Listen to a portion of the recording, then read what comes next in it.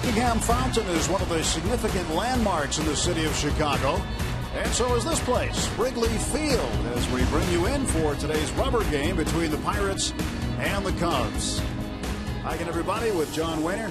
I'm Tim Neverett. Robbie Zbikowski will join us in just a little bit. Last night, the Pirates and Cubs had to wait out the rain, but the Buccos got the win to even the series at a game apiece. And having another contribution offensively, shortstop Jordy Mercer. And John, he's having quite a month of June. Yeah, Jordy's heating up, and then we expect offense from Jordy. He's steady defensively, but we expect him to hit the occasional home run, and he's done that here at Wrigley. Hit one in each of the first 2 games of the series. He's got 3 in the last 7 games, and people shouldn't forget that Jordy's capable of producing offensively. Last year, he hit over 300 with runners in scoring position. Off to a sluggish start this year, but coming on here in June. Jordy moving up in the batting order today as well. 7 multi-hit games, 4 multi-RBI games, 5 home runs in 18 games. That leads all Major League shortstops. 13 RBIs this month. That's tied for 3rd among Major League shortstops. Well, it was a day after Mark Melancon was put into the closer's role, and last night he was certainly effective and very impressive, striking out the side and earning the save. Mark Melancon has closed before, and I think he likes being in the role. We know that Melancon has the good cut fastball, but last night all 3 of these strikeouts coming on that sharp 12-6 breaking ball. Bounce got one to chase, and Melancon, I think, pretty fired up to be in this role. Well, Melancon in the bullpen today, looking for perhaps another save. Coming up in just a minute, we'll let you take a look at the one who is streaking. He's chasing history. Gregory Polanco, the rookie with hits in each of his first 11 Major League games. We'll take a look at El Cafe when we return to Wrigley.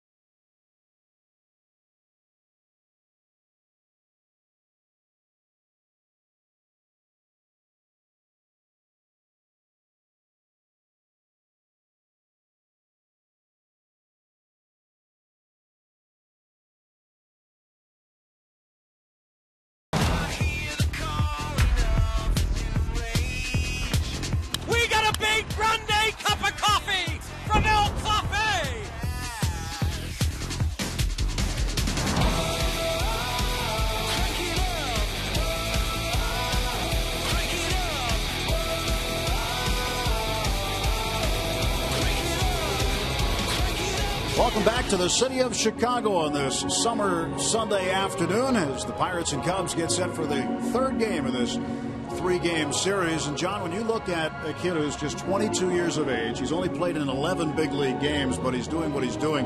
There's got to be a lot on the mind of Gregory Polanco, but he seems to show up to play every day as though that's the most important thing, that the game today is it.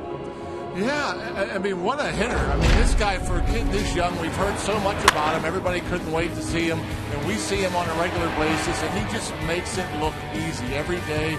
He's in every at-bat. He's patient, slaps the ball around. His hands are really good. And if he hits like just a ground ball, you got to hurry or he's going to beat it out. He has that great speed. He's played good defense.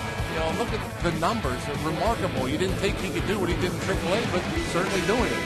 And can he run, too? Going first to third, he gallops, getting down the line. That got him a hit and saved the streak last night. It had to be reviewed, and it was overturned. He was initially called out, but Polanco was able to get on base, and Harrison hit the two-run home run right after that.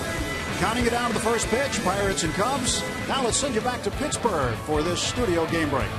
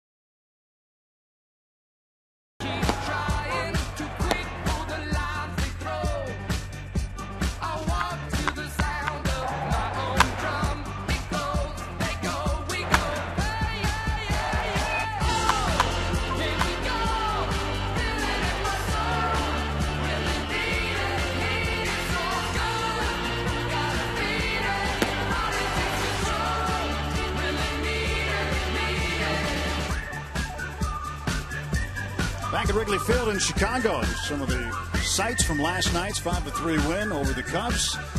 And the third game of this three-game set getting ready to get underway. And John, what do the Pirates need to do to win this one today? Let's look at our Rivers tips to win. Well, for one, you always want to play the wind here. Right? You never know what effect it's going to have on the game. Blowing in as we speak, that could change. But if it is blowing in offensively, you want to stay on top a little more. As a pitcher, you're not as worried about making mistakes. Secondly, where's Pedro? What happened to Pedro? Last 2 years, Pedro had 14-day home runs each of the last 2 years. Just one so far this year. And I expect Pedro to start getting hot, start hitting the ball at the ballpark. Maybe that starts today. And for Brandon Compton, he's only gone past 6 once. Maybe we can get 7 out of Compton. We're going to need a good performance out of him. Hamill's very good here at Wrigley, just a 2.20 ERA at home. So hopefully Compton will have his good stuff and go deep into the ballgame. See Brandon Compton wearing the throwback uniform today. The Pirates and Cubs will be wearing 1953 uniforms. Time now for God Bless America, followed by the national anthem on this Sunday afternoon at Wrigley.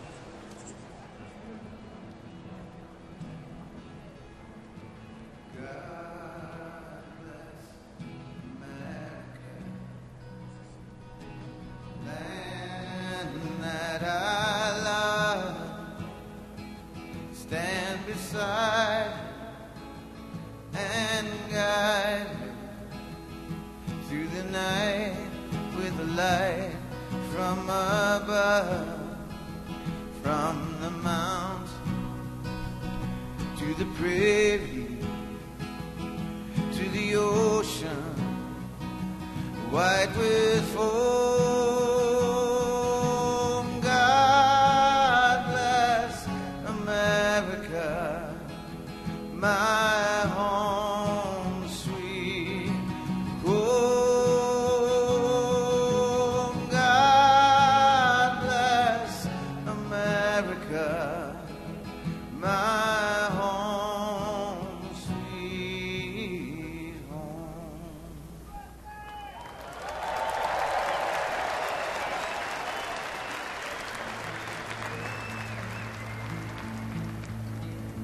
Oh, say, can you see by the dawn's early light what so proudly we hailed at the twilight's last gleam, whose broad stripes and bright stars through the perilous fight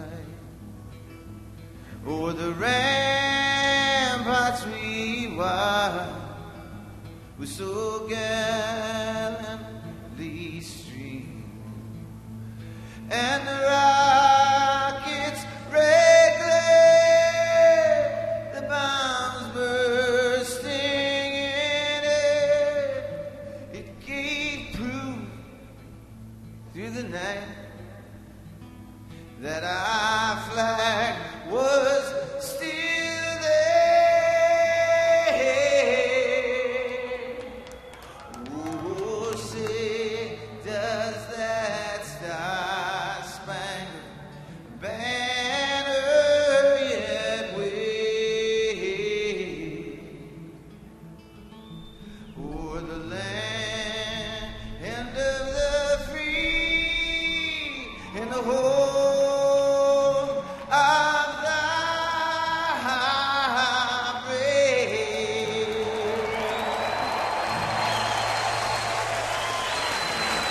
It's time again for Bucko Baseball from Wrigley Field. The lineups and first pitch coming up next.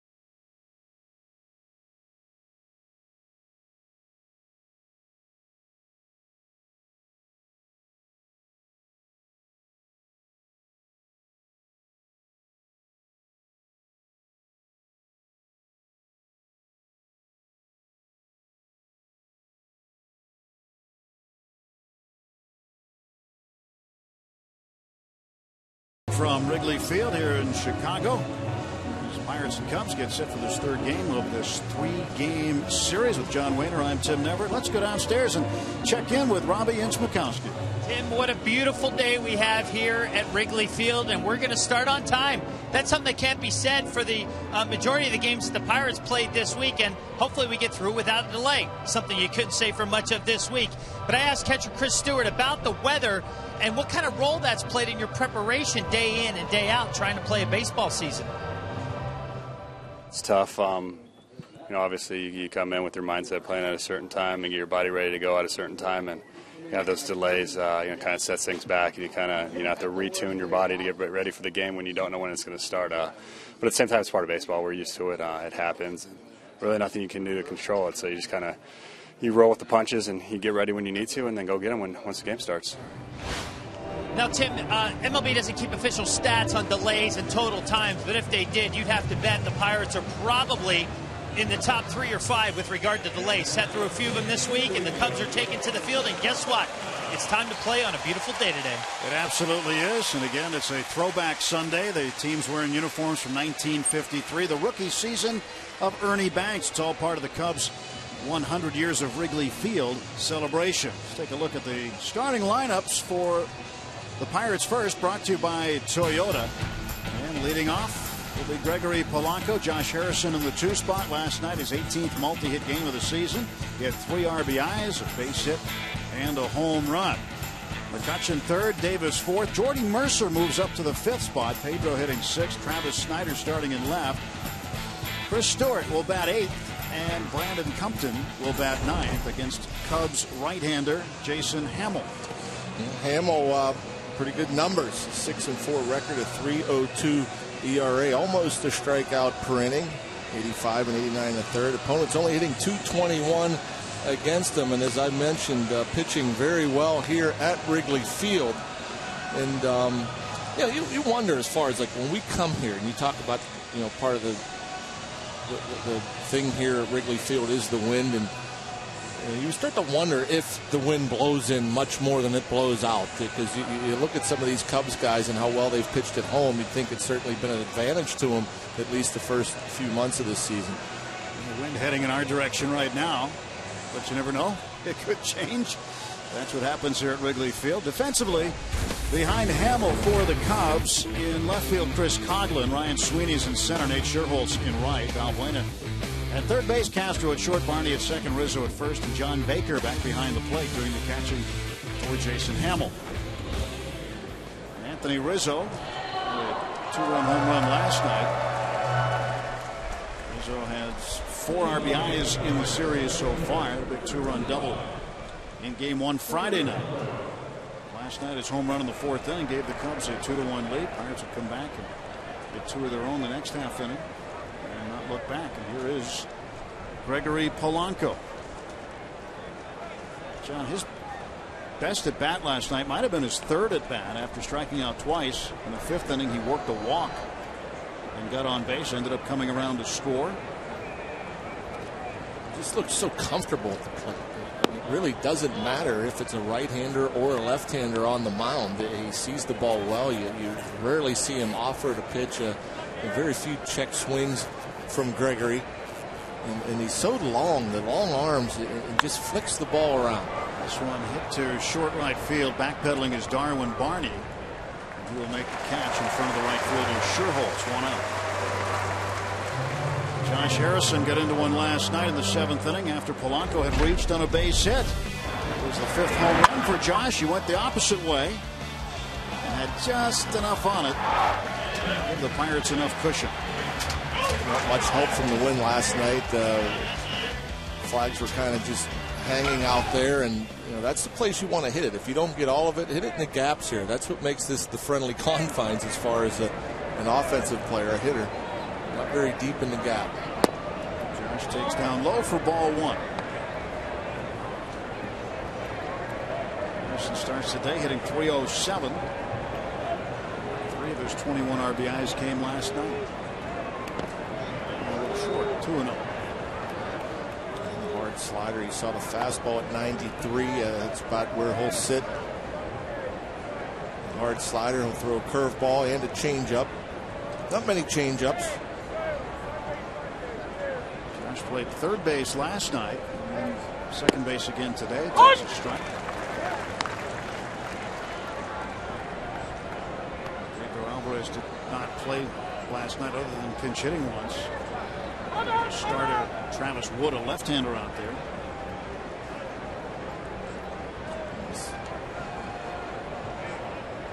Josh, it looks like he's it's amazing about the home run last night. Now it was a hanging slider, but you see how far off the plate he is.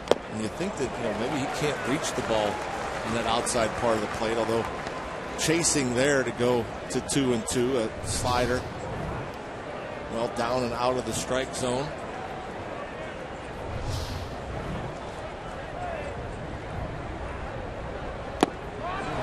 Chase that one for strike 3. 2 down. Just not picking up the speed and spin of that breaking ball is Josh. Back to back breaking balls bouncing off the plate. Certain guys, you pick up that breaking ball a little better than others, and a lot of it has to do with how well a pitcher hides the ball, how tight the spin is on the ball. Sometimes it looks like a fastball, and as you're swinging, it breaks down and away from it. Flies that one into the front row, and the Cubs dugout. Then 1 to Andrew. Comes back 313, and last night had an RBI single in the 5th. He went 1 for 3 with a walk and stole a base. Takes ball 1, 1-1. 1 strike. Which has cooled off a little lately, but he's been red hot through the majority of the month of June.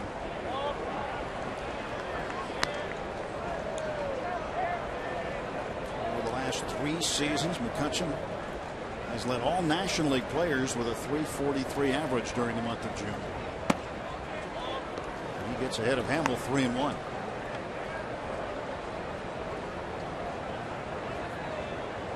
Cool afternoon, 65 degrees at game time, and blowing in off the lake. 4-3-2. What a crazy series weather-wise. Friday night we got here, it was hot, humid. By the time the game started, the wind changed directions. It was cold. The fog has been sitting around. Looks more like San Francisco than Chicago here. McCutchen to right field. This ball is slicing toward the corner, and Scherholz tracks it down. And the Pirates gone in order in the top half of the first inning.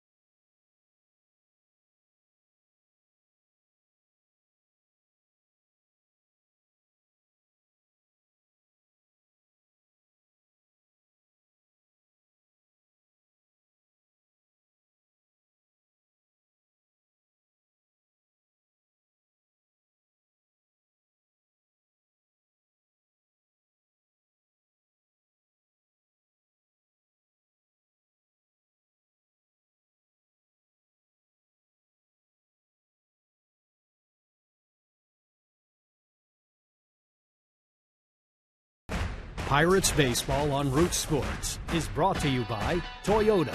Now's the time to go places with Toyota. Visit buyatoyota.com for special offers. And by PNC Bank. Know where you stand with PNC Total Insight. Let's go Bucks! Heading to the bottom of the first inning at Wrigley. No score. Cubs coming to bat against Brandon Compton. Take a look at the Honda starting lineup for Rick Renteria's Cubs. Chris Coughlin will lead off. Ryan Sweeney hitting second. Anthony Rizzo, 304 this month with 5 home runs. And 14 runs batted in his 19 June games. Castro in the cleanup spot. Valbuena back in the 5th hole. It's Scherholz next. Baker, Barney, and then Jason Hamill. 2 for 27 on the year, facing Brandon Compton. Brandon Compton. Numbers 582. That's a bit deceiving. A couple innings here and there that really blew up that ERA. Last time out, 6 innings. 3 runs against Cincinnati. Pitched well against the Cubs back on the 11th. Couple earned runs in 5 innings, picking up the W. He delivers a strike with his first pitch of the game. Facing Chris Coughlin, the left fielder. Coughlin with a hit last night in the 4th inning. It was his 400th career hit. He went 1 for 4. 1-1 pitch. It's 1-2. Ball goes into the Pirate dugout.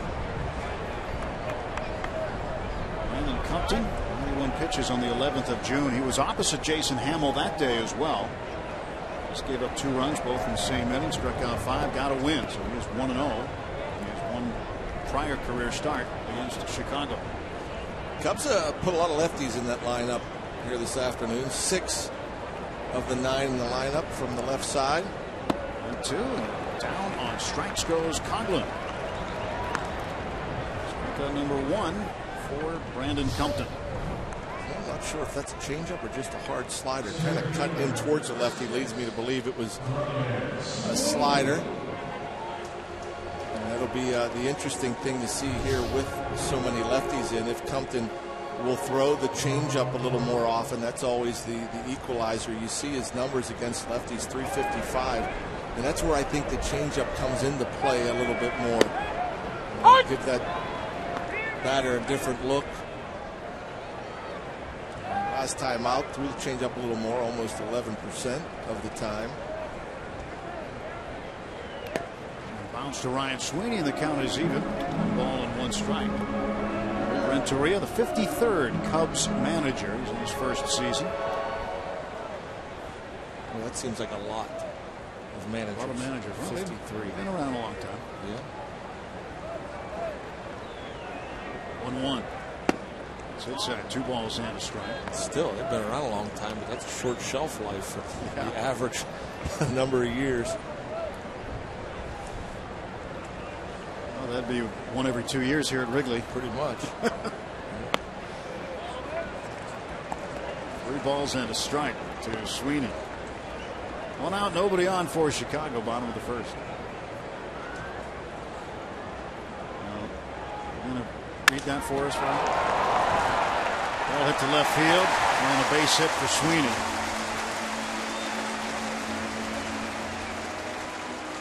So man aboard, 1 out. Let's take a look at the defense for the Pirates today. In left field, Travis Snyder gets the start. Hutchinson and Polanco also out there.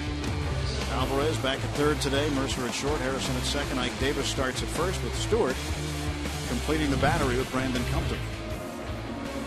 Last night it was Jose Tabata in left field, filling in for Starling Marte. And now Snyder today. Marte still in the Dominican Republic due to personal reasons, due to rejoin the team tomorrow afternoon.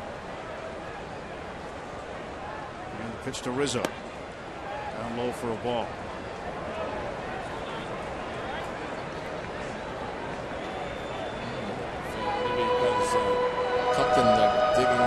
Rushing around the mound area after he threw that pitch. And I don't know if a cleat got stuck after that delivery. Kind of an awkward follow through.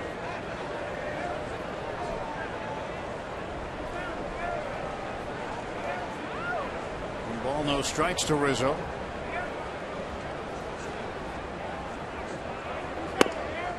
Pitch inside. Rizzo's grounded into 5 double plays this year. Can get him to get on top of one somewhere in the infield. Infield shifted a bit, finding him to pull.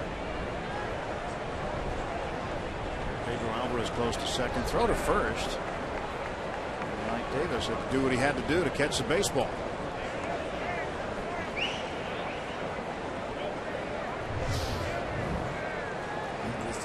Maybe trying to catch him off balance over there at first base. Compton just coming up set. Quick throw.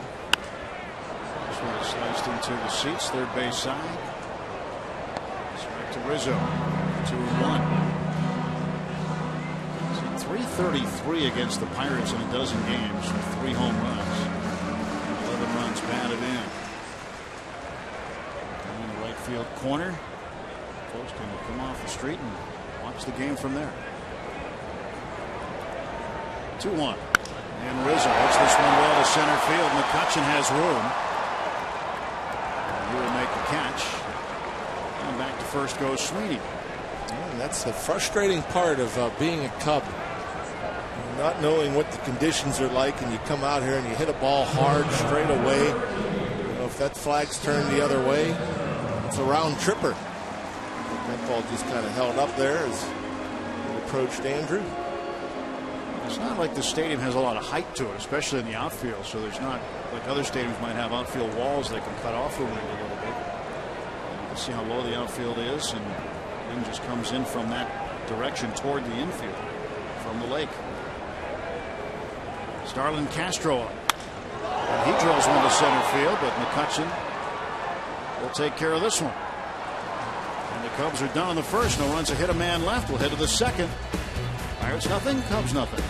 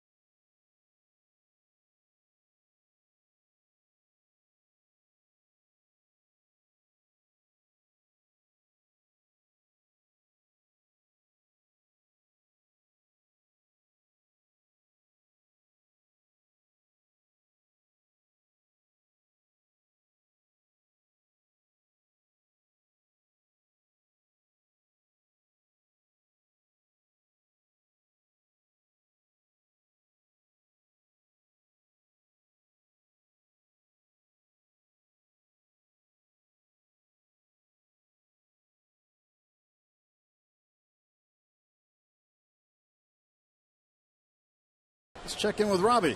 Well, Tim, you mentioned a little while ago about the Pirates and Cubs each wearing uniforms from 1953. That's the year Ernie Banks made his debut with the Cubs. And this is a theme for the Cubs this season. They're wearing a different jersey representing each decade for every homestand. Now, it's going to end up being a total of 13 uniforms here in the 2014 season when you add in the normal home whites, the road grays, and the alternate jerseys, something that would wreak havoc on any equipment manager. I know Scott Bonnet, the man we call Bones with the Pirates, could handle that quite well. But it was Ernie Banks bobblehead day on Friday here at Wrigley Field. So the guys, in honor of the 100 years at Wrigley Field, a different decade all the way from the 1910s up until 2000s. Pretty cool thing that they're doing. It is, but it's only one game. Ernie would like two. Yeah. Thought for a moment after that storm yesterday. We might have two today. 2-0 to Ike Davis. Fouls it back 2-1. Yeah, 2 hour and 1 minute delay before we got started last night. But worth the wait, especially when you get a win. Ike hitting .245. Andrew Sanchez at the start at first base last night. Davis with the pinch hit, come in late defensively. 3 balls and a strike to Ike.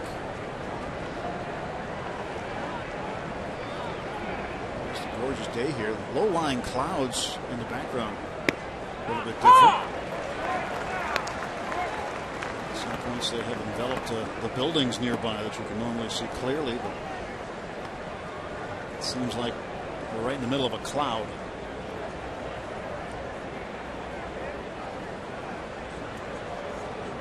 Three and two to Davis.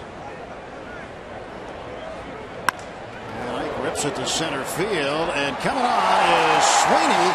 He will not make the catch, and Davis is aboard. Pretty good jump on it. Came in hard, and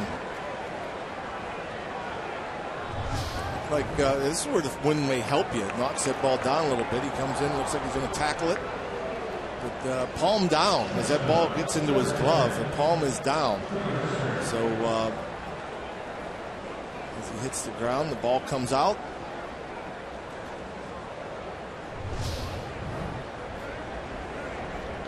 Jordy Mercer moving up in the order, batting fifth. He was homered in each of the first two games. He'll take strike one. Last night the pitchers were trading outs. In fact, they'd gone through the first two innings perfectly, and then Jordy started the third with a home run. Travis Wood got the next three. Vance Worley would get three in a row in the third. So the first three innings had only one hit and one over the minimum, and it was a home run by Mercer. Let's see where this one is. Slider. Whoa, that's well off the plate. James Hoy called it a strike. And it's 0-2. Setting up outside again. And Jordy rips this one into the glove and out of the glove of Valbuena. He'll go to second, and out at second base is Davis on the force. That's a heads-up play by Valbuena. We've seen this year and last make some great plays defensively against the Pirates, and kind of falling to his left, a two-strike, a pretty hard hit ball. And rarely will you see an infielder after a bobble try to get the lead man. Usually after a bobble you should try to get the guy over at first base, but aware of Ike Davis, the first baseman, running from first to second. Strong throw just in time. Very close at second. With Alvarez up, the Cubs will go into a shift. Something certainly Mercer will be paying attention to if he can get around second. There's nobody at third.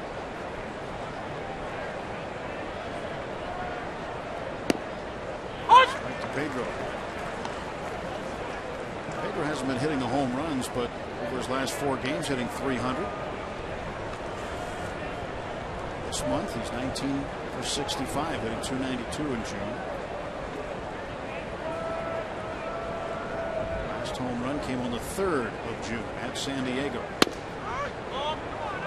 His last run batted in on the 7th of June. So it's been over 2 weeks for Pedro since he's last driven in a run.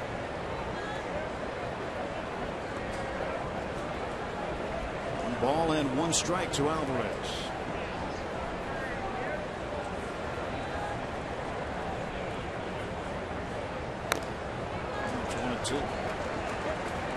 And we saw Pedro hot last year, particularly towards the end of the year through the postseason.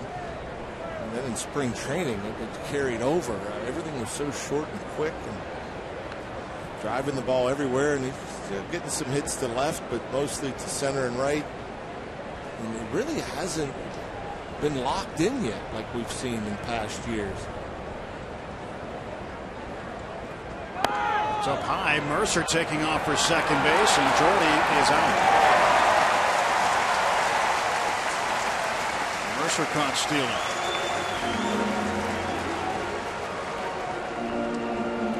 Bases are empty. Not exactly sure if that was just a straight steal, and it wasn't the greatest jump from Jordy. Looks like, see how he's looking in right away. Usually when a base stealer is looking in like that, Can you tag him? hard to tell there, but when a base runner is looking in like that, it usually tells you it's a hit and run. even from his first step, did not take his eye off the hitting area. Two to Pedro. Up in the air. Left field, heading toward foul ground. And Castro unable to get to it.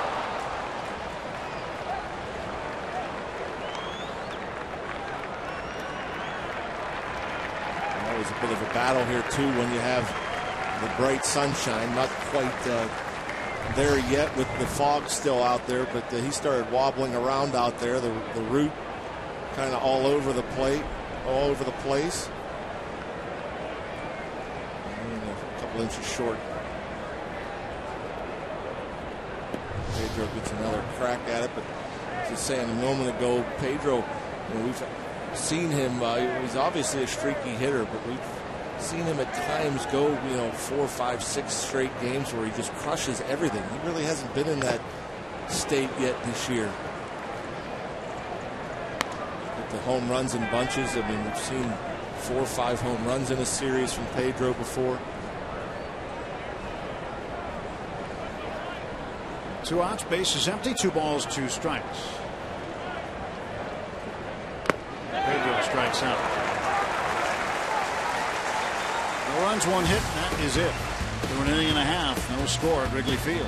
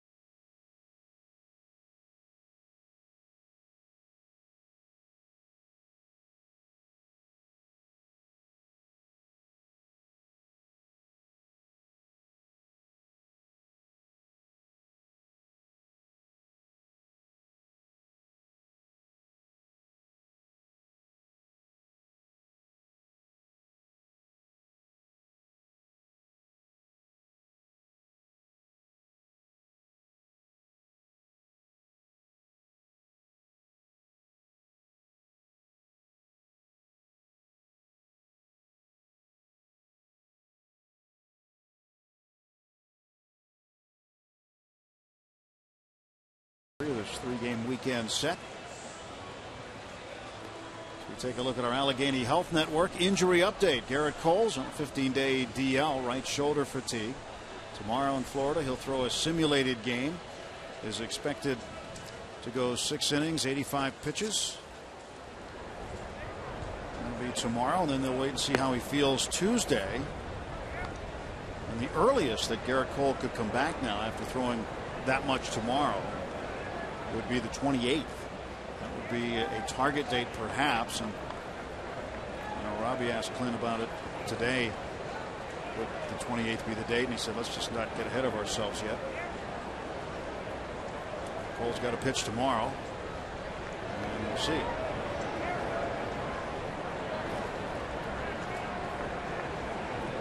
Brandon Compton set to face Luis Valbuena. Pitch high and outside. Ball 1 to Valbuena. 276 batter. Valbuena last night 0 for 4. Swings and it's this one up in the air that is drifting toward foul ground. Looks like it'll stay fair for Snyder. And there is 1 out for the Cubs in the 2nd inning. Pirates take on the Mets this Thursday at 7:05. Plus it's Faith Night presented by Chick-fil-A. Be sure to stay after Zambelli Fireworks to listen to some of your favorite Pirates talk about their faith. To learn about Faith Night, go to pirates.com/Faith Night. Coming up this Thursday when the Mets open up a 4-game set.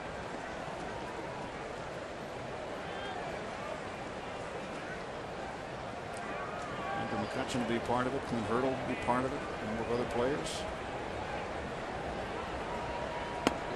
Sherholtz takes a strike from Brandon Compton.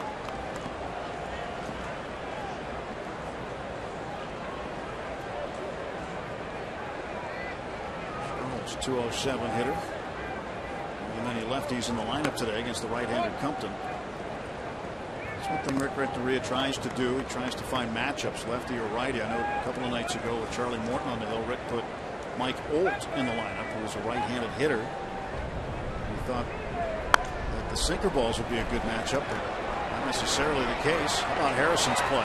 Boy, that's a great play from Josh Harrison. I thought for a moment there Jordy Mercer would call him off, giving Mercer a better opportunity, being that his momentum was going towards first base. It splits the two perfectly. Mercer stays deep. Harrison cuts it off, throwing on the run. A throw right on the money. Made that look easy. That's no easy play, that off-balance throw. It's one thing to go off-balance from the left side of the infield where your momentum's taking you towards your target, but going away from first base with that throw, and he made that look easy. Very impressive. 2 men out. John Baker takes a strike. And Compton's 0-1 pitch. Foul back, 0-2.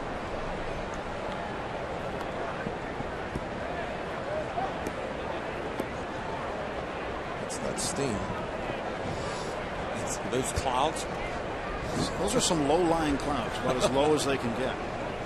So weird. Look at this city; it's enveloped in clouds today. Coming off Lake Michigan, right into the glove of Compton. That's a fine how do you do. 1-2-3 go the Cubs as Brandon Compton put his glove in the right place at the right time to retire John Baker.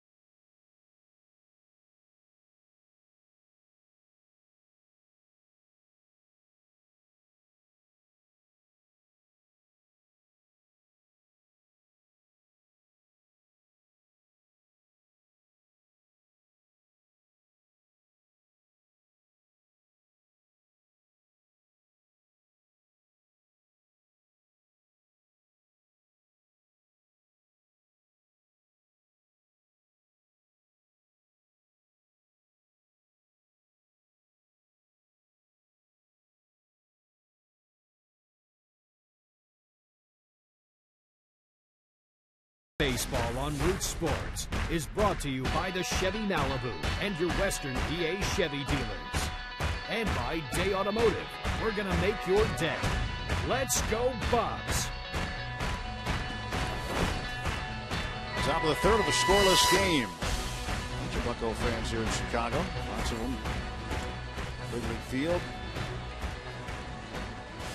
Seeing Travis Snyder come to the plate for the first time. 7-8-9 due up for the Bucks to face right-hander Jason Hamill.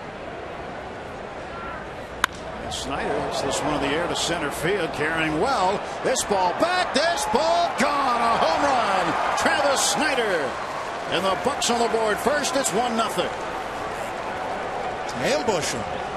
First pitch swinging. Travis Snyder with his 4th homer. What, 3 of them were here, weren't they? He had 2 in an earlier series here at Wrigley Field.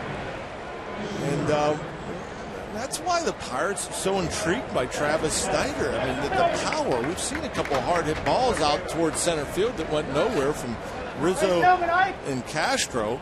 Travis Snyder, Oppo. 4th home run, 3rd at Wrigley. He likes it here. Pitch inside to Stewart for a ball. Let's look back at the swing. It's a fastball that's running the outside part of the plate up 2 rows deep.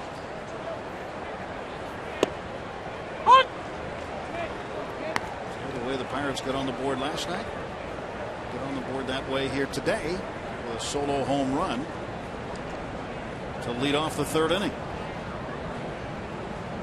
Marshall did it last night that way. Now Snyder today. 1-2 to Stewart. Chris still searching for his first long ball.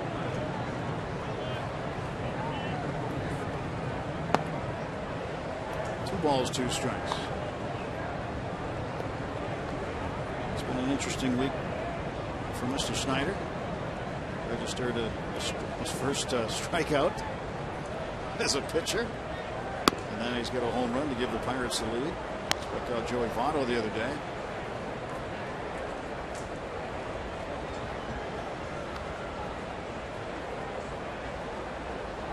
Bob called him lefty the other day. I think he liked that. Yeah. And ball 4. Down to first goes Stewart.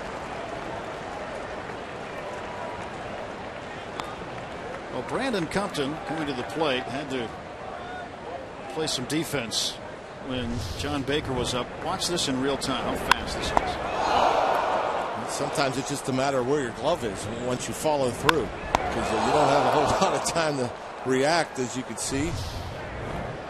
You see Mercer was behind him, playing Baker towards the middle. Jordy, I guess, could have called him off. And Compton puts the bunt down.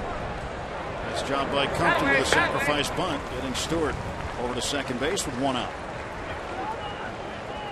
Second sacrifice on the season for Brandon Compton. Look easy. Help yourself. We've seen many players, not just Pirate players, but many players around baseball this year struggle with the bunting game.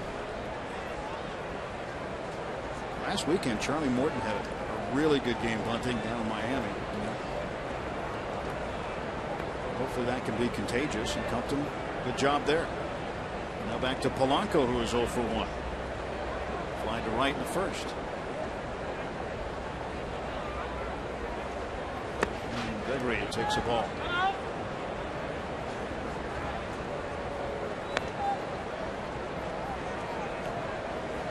.58 his average. His home run came against the Marlins in his first ever road game. The Pirates win in 13 innings.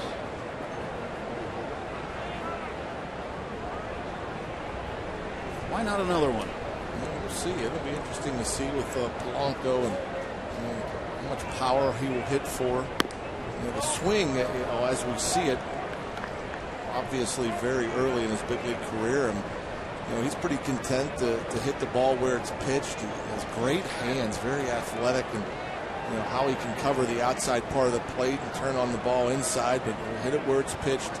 Doesn't look like he tries to overpower it or muscle it out of the ballpark. They're just going to come with that type of swing. Let's take a look at today's Barrel Automotive League leaders stat. Polanco currently 4th in the National League in current hitting streaks with 11 games. And Gaddis, the Braves, on top of 20 straight.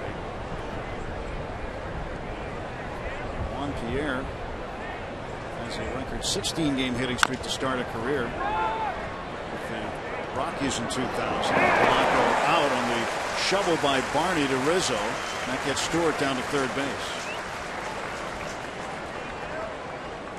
shovel play, and that's the one thing with Polanco. Now the speed, everybody knows about it, so you can't take any time. Asked Starlin Castro last night, so he's going to try to rush it with the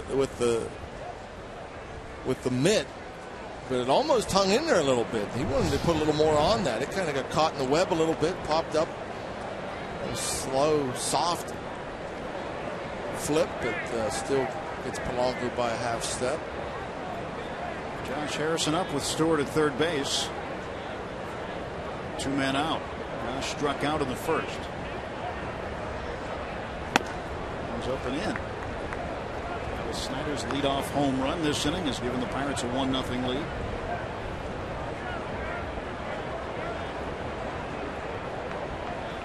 Polanco 0 for 2.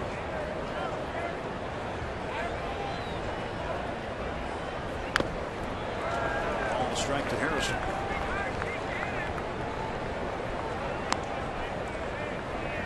Harrison facing Jason Hamill. Hamill making his 4th start against the Pirates this season. He's 2-1 against the Bucks. His earned run average against Pittsburgh this year, 386. 412 in his career against the Pirates.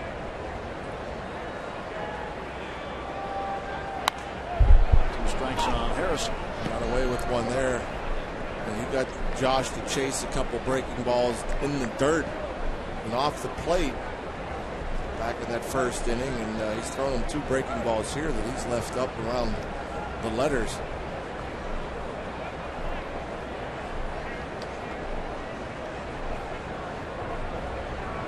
One and 2 to Josh Harrison. Stretched by Hamill. Looks over to Stewart. Now the pitch. That's in the dirt.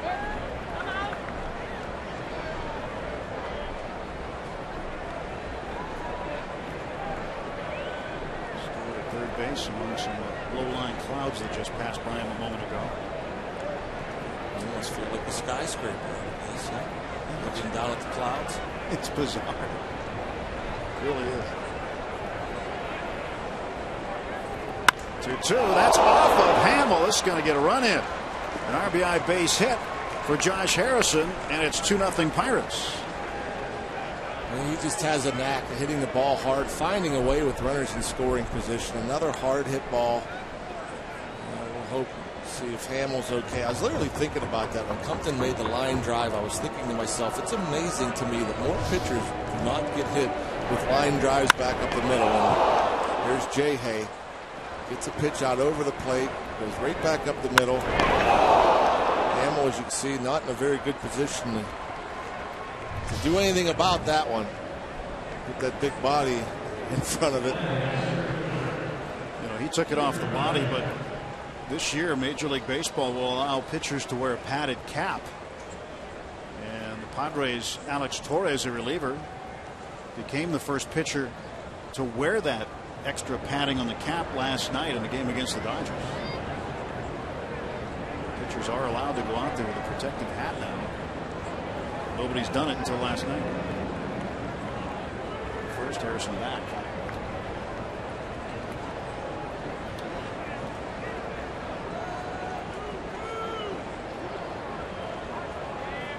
Catch lined out to right in the first. A slicing liner, and Scherholz kept on running toward the foul line, caught up to him. Pitch to Kutch. Ripped foul. Watch out, Tom. You're so close to the action if you're in those seats. Geared up and ready. Got that barrel out.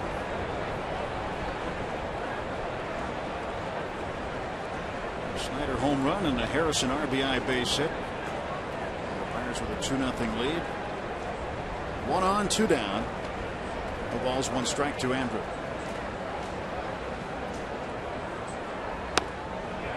Strike call.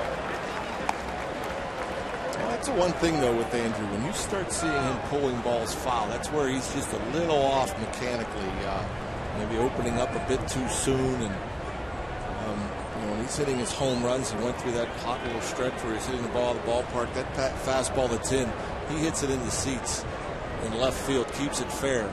And just, it's a little bit too quick opening up. There goes Harrison. The pitch outside. Throw down, and Josh is safe. Stolen base for Harrison, his 5th. Man in scoring position for McCutchen. Keep doing it all, Jay Hay. Putting the ball in the seats, driving in big runs with 2 outs, and able to get into scoring position.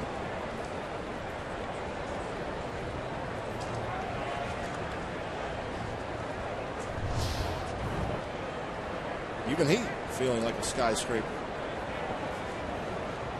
And down at the clouds. 1-2. Cuts down the strikes. He's 0 for 2. Pirates managed 2 runs. The first one on the very first pitch of the top of the 3rd inning, as Travis Snyder attacked this one and drove it out of here for his 4th homer of the year.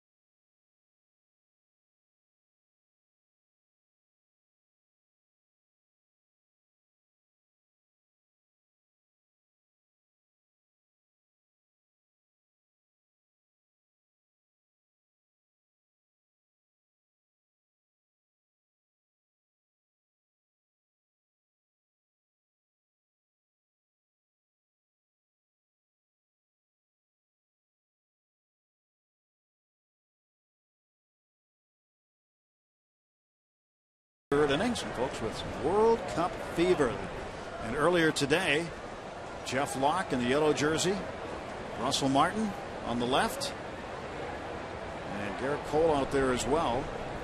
We've been doing this the last couple of days, turning the outfield here into a soccer pitch. And they've got World Cup fever. The U.S. is taking on Portugal later today. Guys have been watching the World Cup in the clubhouse, reacting to every shot on goal and good defensive play. Darwin Barney takes a strike.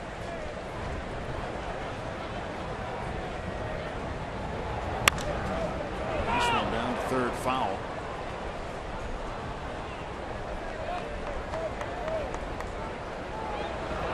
Nothing into to Darwin Barney. I guess those guys probably played some soccer. It's not that easy. Looks like they have.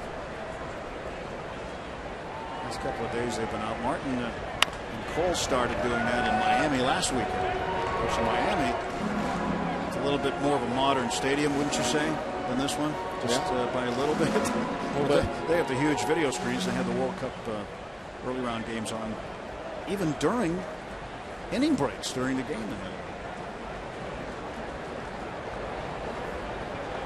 0-2 pitch. Couldn't hang on, so Barney gets another chance.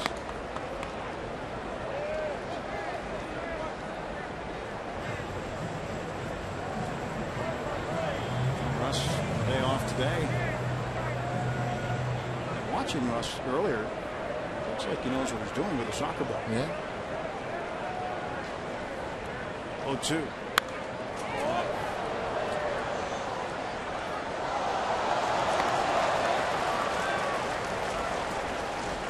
Barney has seen his playing time dip a little bit. His batting average under 200, 197. Did start yesterday. Ended up with a double in the 5th inning, but was stranded. Went 1 for 3 in the game. And Compton delivers the 0-2 a little bit low. 1 ball, 2 strikes. Yeah, it'll be interesting what happens with Darwin Barney. He's getting up there in service time to where he may have outplay his contract. You start going to arbitration, you're hitting 197 or whatever, they're still going to pay you. And teams have to make a decision on whether or not you're worth keeping or not. The numbers have declined just about every year since he first made his debut here in Chicago. Down on strikes goes Barney. Strike with number 2 for Compton. There's 1 down in the Cubs half of the 3rd inning. Aerial coverage today provided by DirecTV. If you call yourself a sports fan, you got to get DirecTV. Call 1-800-DirecTV. And over Wrigleyville. Mostly sunny, kind of foggy Sunday afternoon. And we'll take some strike.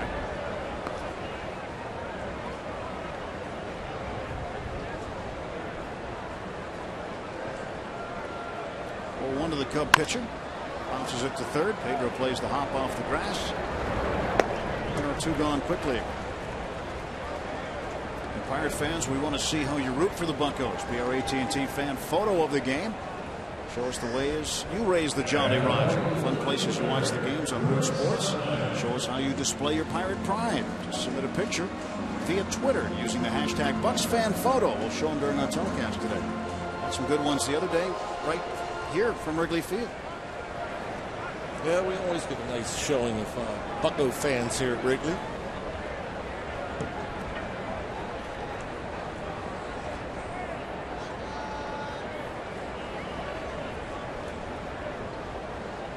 Back to the top of the order, Chris Coughlin. He struck out swinging in the 1st. Down ball to the right side of the first pitch. Harrison there. Very tidy 1-2-3 inning. Took just 11 pitches. And that is 8 straight set down by Brandon Compton.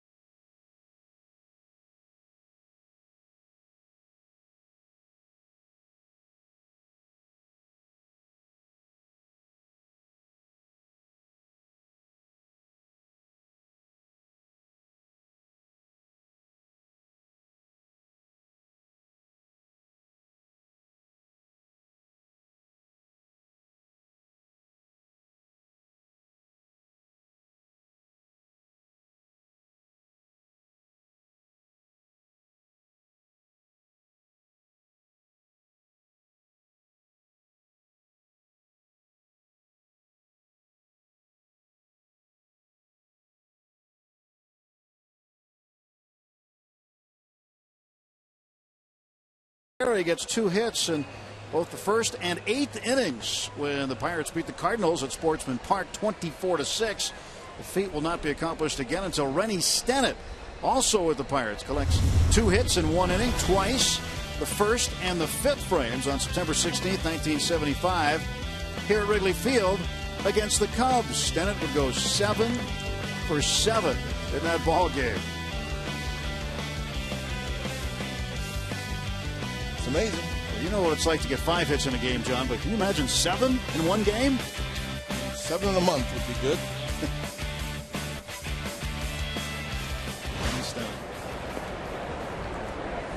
Cubs don't like to hear that name around here. No.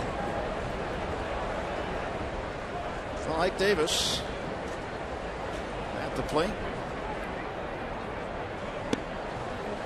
And he takes a strike. What's crazy is to get 7 at bats in a 9-inning game. 0-1 pitch.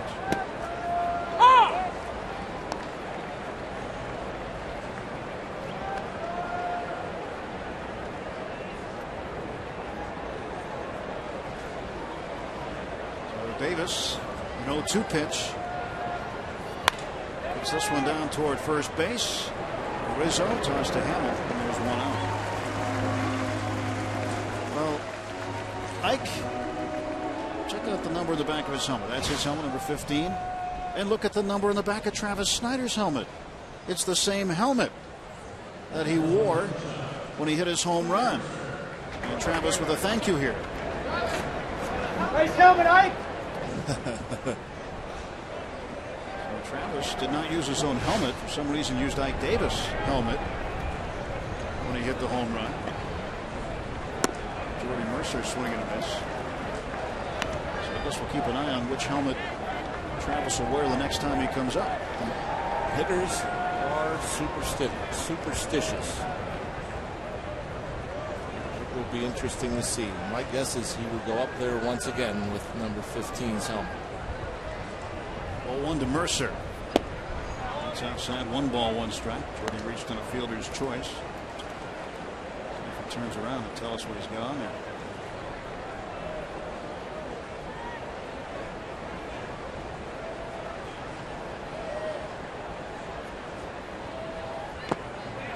Jordy went around.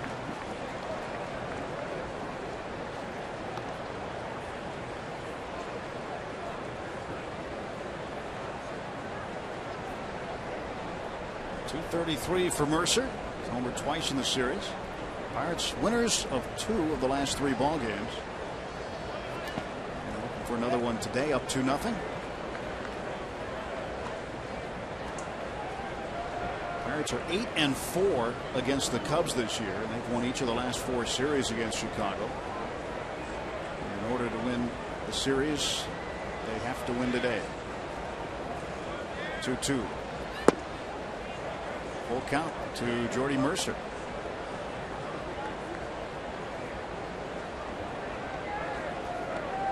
Pedro on deck.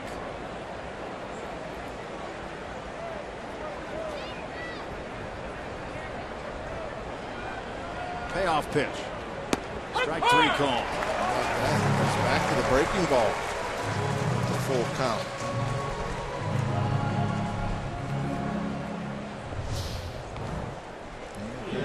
And he left it kind of up and in, not where he wanted to throw it. And every now and again you see that slider as a right-handed batter that kind of starts at you. Just doesn't have the same break as when it's down and away. Just kind of spins up there, stays in the zone. Jordy couldn't pull the trigger.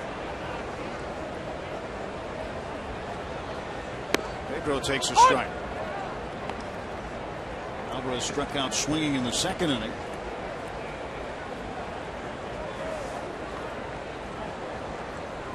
Pedro's over his last 4. Now he's down 0-2.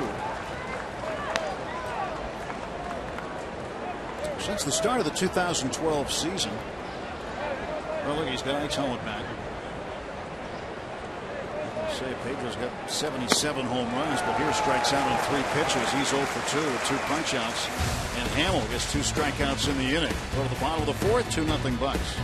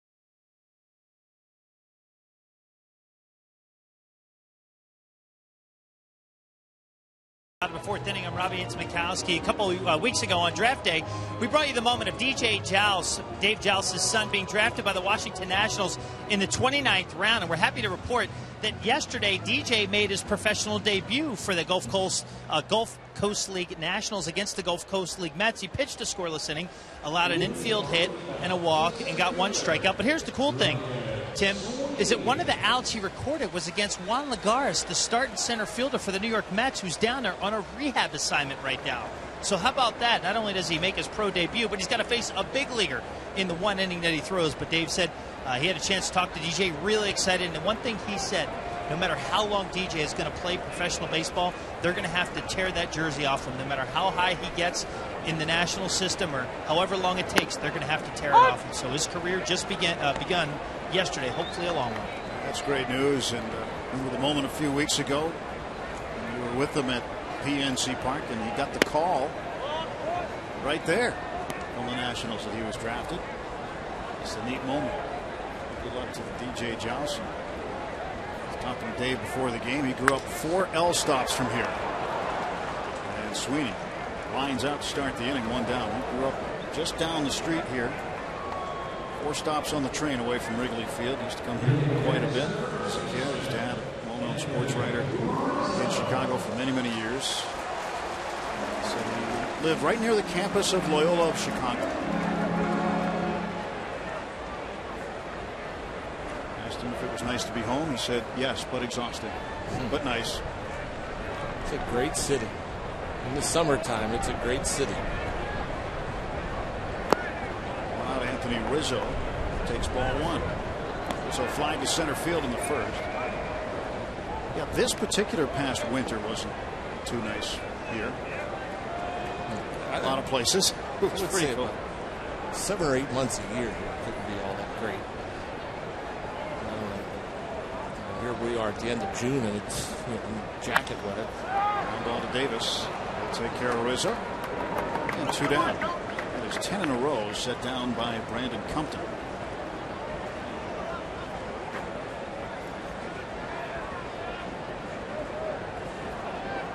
He's always aggressive and in the strike zone.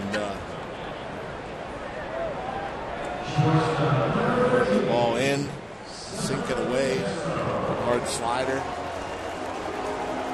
Pitching in contact, Ray Sears likes that.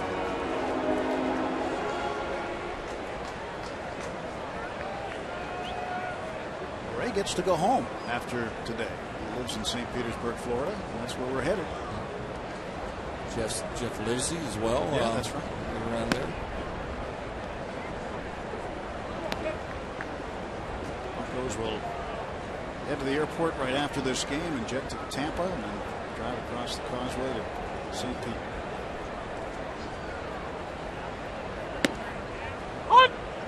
Speaking of Florida, Neil Walker playing for the Bradenton Marauders today in a rehab stint. He is due to come off the disabled list on Tuesday. 1-1. Castro bounces it back. A ball and 2 strikes. To the Cubs shortstop. Decisions, or at least a decision will have to be made by then. Not only with the roster spot, but starting lineup. Josh Harrison. Where's he going to play come Tuesday? To keep that guy out of the lineup. Castro, a bouncer toward third, foul.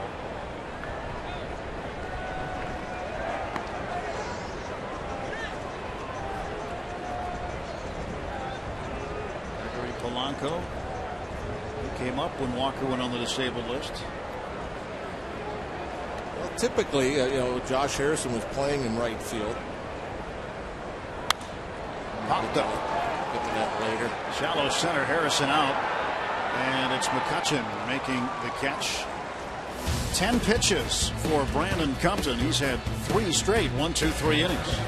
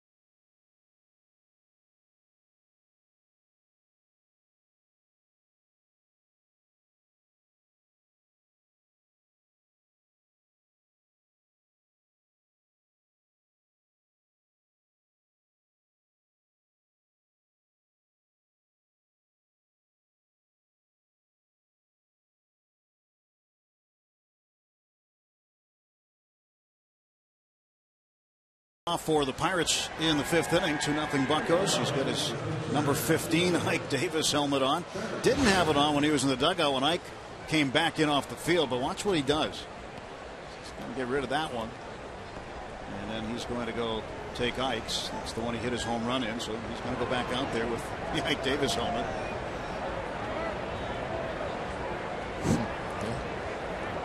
I want to mess with success. Hamels pitched to Snyder in for a strike. Do you remember any of the odd superstitions you might have seen other hitters have? Guys had to do the same things when they're going well? Top of my head, nothing in particular. We'll typically see them doing the exact same thing, especially when they're hitting the ball well. You know, the same under jersey. Wear the same thing, maybe eat the same thing, go through the same routine. Two's foul back. That pitch there wasn't much different than the ball that Travis hit out. Similar location, just unable to get it out there. Travis, a little bit higher. The other one was a little more outer third of the plate. They run belt high.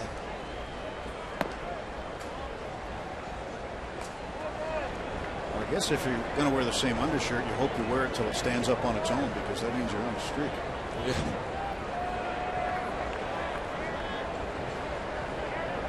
1-2 to Travis Snyder. And he rips this one toward right. Got good wood on it, but right into the glove of Anthony Rizzo. 1 out.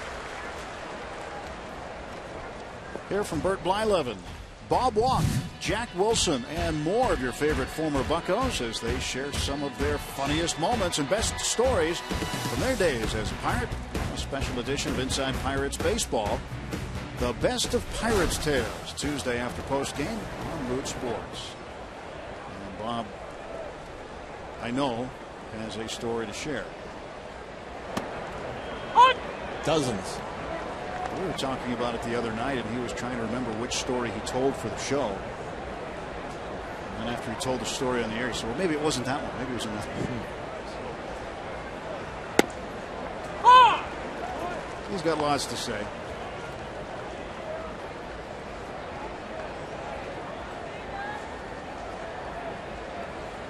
Nothing and 2 to Stewart. Hamels pitch. It's outside 1-2. Stewart walked last time up, came around to score on the RBI single by Harrison.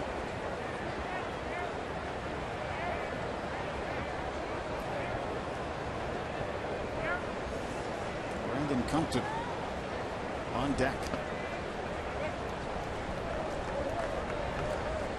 Compton's retired 11 straight.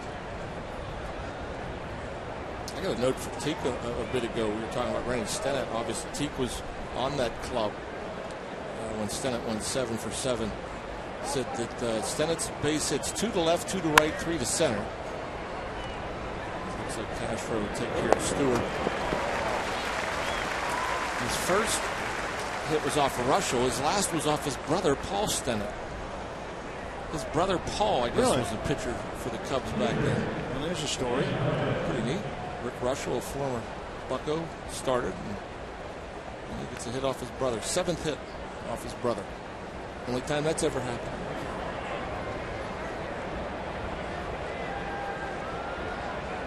A lot of different moments at this ballpark. 100 years. A lot of stuff's happened here. 0-1. That's outside. 1 ball, 1 strike.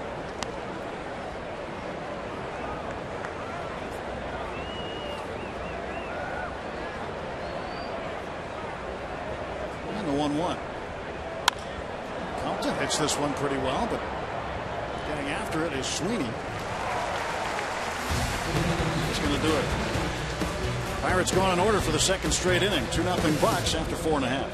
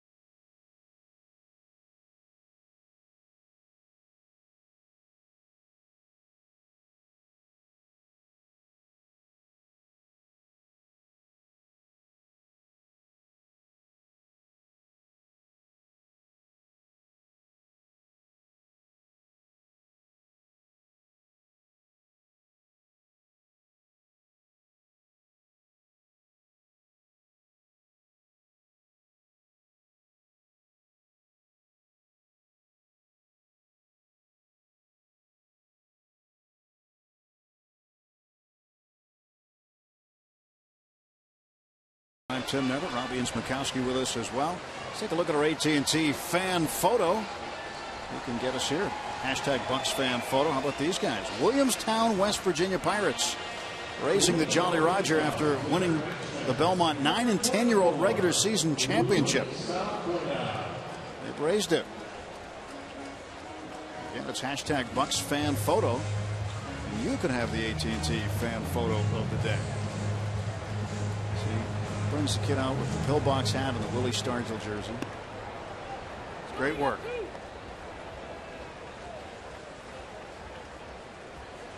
Overhead shot of Wrigley Field, north side of Chicago. Still some of those clouds of fog coming in off Lake Michigan. They roll by. Brandon Compton getting set to pitch to Luis Valbuena, Nate Scherholz, and John Baker this inning. Compton's retired 11 straight. Cubs have gone down in order in each of the last 3 innings.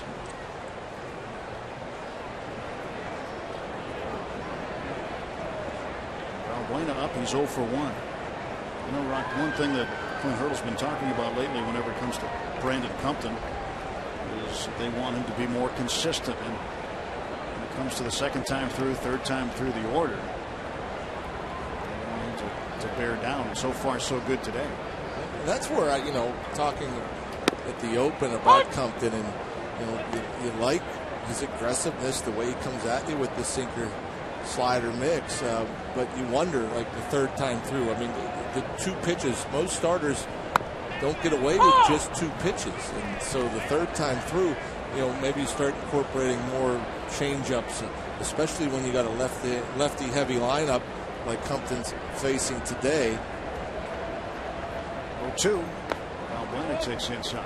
But once you're ahead in the count, like Compton has been, I mean, when you're throwing strike 1, strike 2, I think it makes it a little bit easier. When you get behind 2-0, 3-1, or even 2-1, I think more often than not, a hitter's going to get a fastball, so they're going to look for it, and it's much tougher to pitch in those situations. But as long as he continues to get ahead, and he struck out Valbuena, he should do fine. And not only there, that's an aggressive pitch right there, 1-2, a fastball. But the late movement on this 2-seam fastball, I mean, it really runs away from Valbuena. Look at the movement on that thing. It looked like almost like a screwball. And Valbuena, no chance. There have been nights where his slider hasn't been effective, and he's just been left with a fastball pretty much. And if you're a 2-pitch guy primarily, and your secondary pitch isn't going, might get into trouble, but he's got it working today.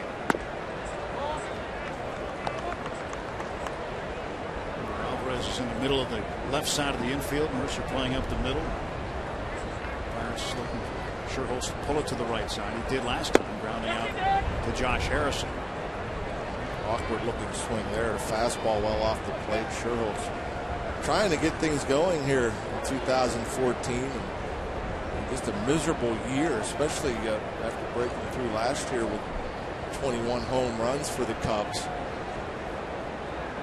Not doing much this year. And the offense here in Chicago, not a good offensive club in 2013, and a lot of it was because of Rizzo and Castro. Well, they've turned it around and hit the ball well, but I'm sure they expected more from Scherholz. See where he was a year ago today. Finished up with 56 extra base hits. This year, just 15.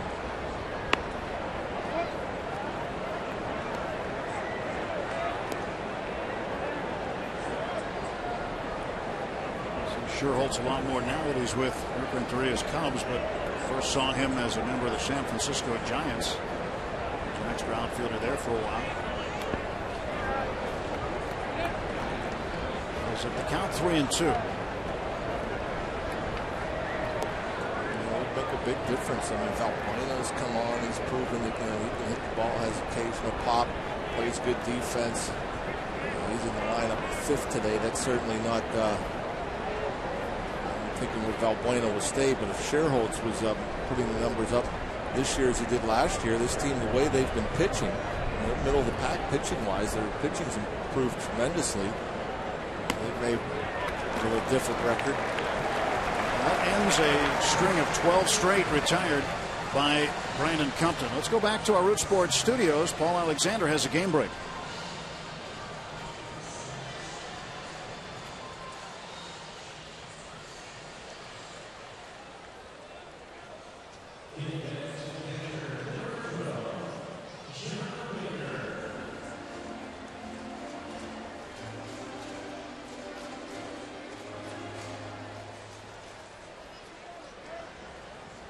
All right, thanks, Paul. 2-0 here. Pirates ahead of the Cubs. Bottom of the fifth. 1 out and 1 on.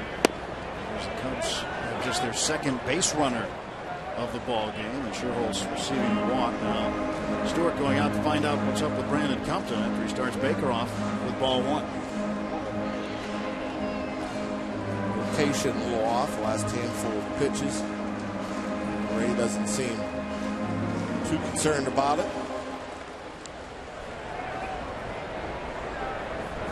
Crowd here at Wrigley Field. They've had better than 36,000 each of the last 2 ball games against the Pirates. They're right up around there again today.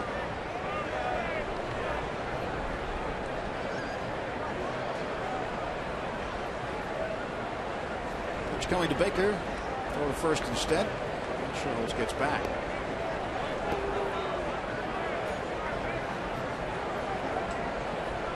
Got a run on a leadoff home run in the 3rd inning by Travis Snyder. Stewart walked and then was driven in with 2 outs by Josh Harrison.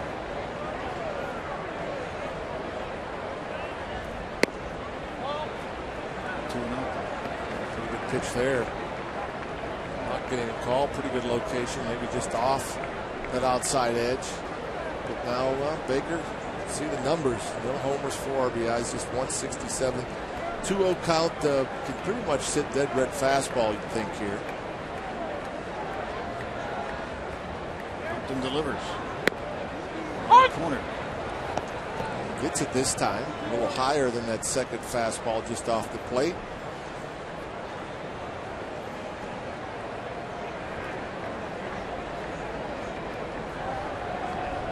And if you fall behind the count 2-0, and throw a fastball the outside edge,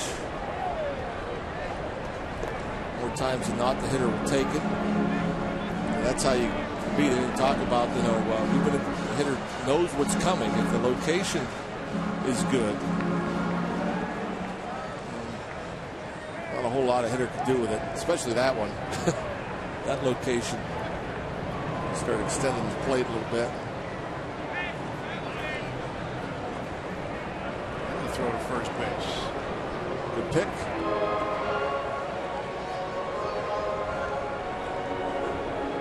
Not always easy over there. No, boy, that's pretty close play too. But Ike, not only good glove work, good footwork. Able to jump up and over Nate Sherholtz.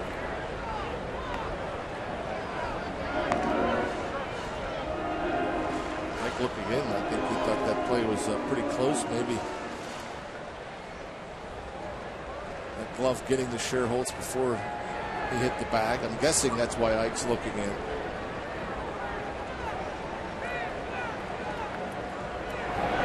One pitch, comebacker, Compton. They'll go to second for 1. Mercer to throw to first. That's a double play, and that ends the inning. So since the 2nd inning, Compton has faced just the minimum number of Cubs hitters. Top of the order up for the Pirates: Gregory Polanco, Josh Harrison, and Andrew McCutchen.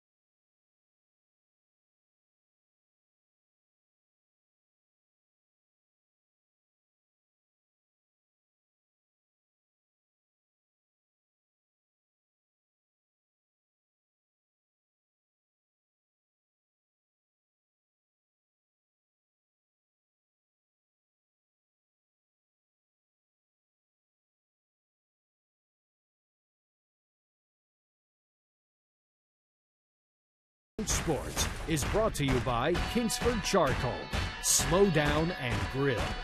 By Barrel Automotive, we're driven to be better. And by Levin Furniture, proudly featuring solid wood American-made Amish furniture. For furniture that lasts, shop Levin. Let's go Bucks! 2 runs on 3 hits for the Pirates. No runs on 1 hit for the Cubs. Heading to the top of the 6th. As have their July 4th hats on. Welcome you back to Wrigley Field with Robbie and Smokowski and John Wayner. I'm Tim Everett. Pretty pleasant Sunday afternoon here in the Midwest. And Gregory Polanco 0 for 2 today. Leads off the 6th. Tries to push his way on. Runs a foul. Playing it back a little bit. That's one thing we really haven't seen him do is try to bunt for a base hit. Nice to see it's in his toolbox.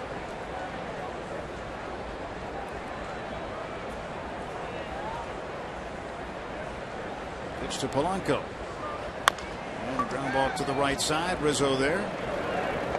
And Hamill beats Polanco to the bag, and Gregory is now 0 for 3. Fans, just a reminder as you enjoy a cold one to look forward to Miller time later in today's game, brought to you by Miller Lite. That's the one thing with a guy like Polanco. Not only does he have hitting ability and can use the whole field, has some pop, he's not going to see the long slumps because he has that great speed. That's just a two-hopper to first, and it's a bang play over there at first base. We've seen some infield hits already.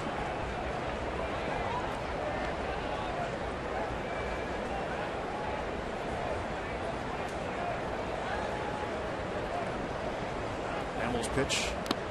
It's in the dirt. 1-1 to Josh. Josh hit one off of Hamill. Ball deflected over toward the third baseline. There's no play on it. A base hit for Josh and an RBI as Stewart scored on the play. In the third inning. This one up in the air to shallow right. Scherholz fighting the sun. 2 outs. Harrison 1 for 3. The hits by Ike Davis, Josh Harrison, and Travis Snyder. There's 3 hits for the Pirates.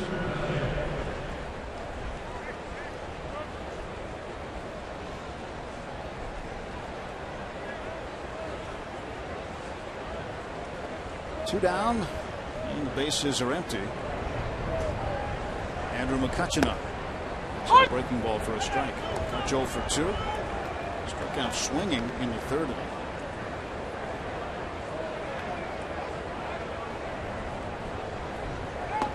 Inside 1-1. Pitches hit safely in 16 of his 19 games played this month. 9 for 23 in his last 6 games plus today against the Cubs. There you go. Yes, says James Hoyle. Swinging strike from McCutcheon, and it's 1-2. Able to pick up the speed and spin, Andrew, and gets it started. Just enough.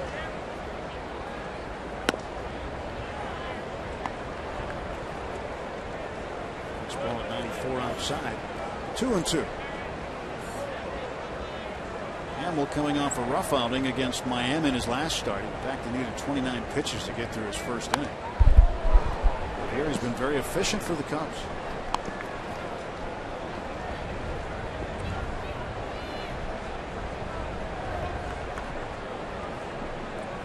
Deuce is wild, huh? Yeah. Everything we need is 2 men on.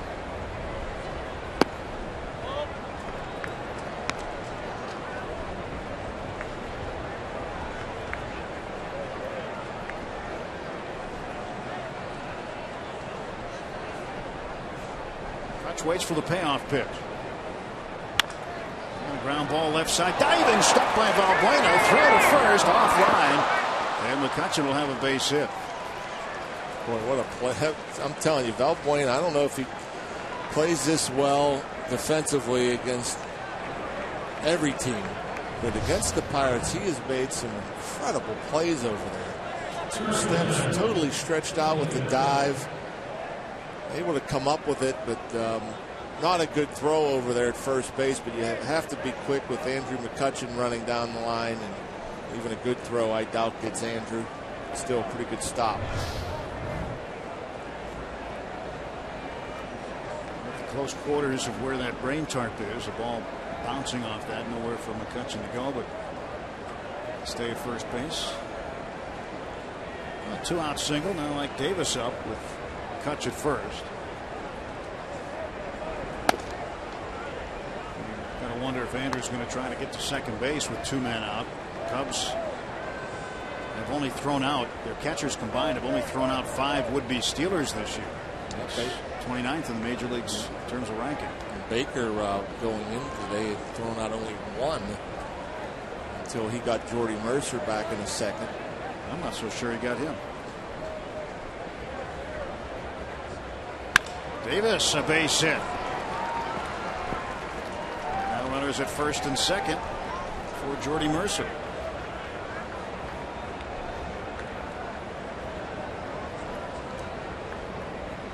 Love it when the lefties go the other way. Nice looking swing from Mike Davis. Just looks prettier for whatever reason when lefties hit the ball the opposite field. As opposed to right-handers. Yeah. I don't know why that is, but when a lefty hits it the left, it just looks so natural and easy. And ladies, it just doesn't look as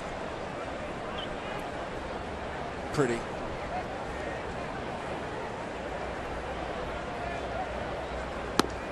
Takes a strike. Jordy is 0 for 2 today. Struck out looking on a breaking ball in the 4th inning. Center fielder's choice back in the second. 2 on, 2 out.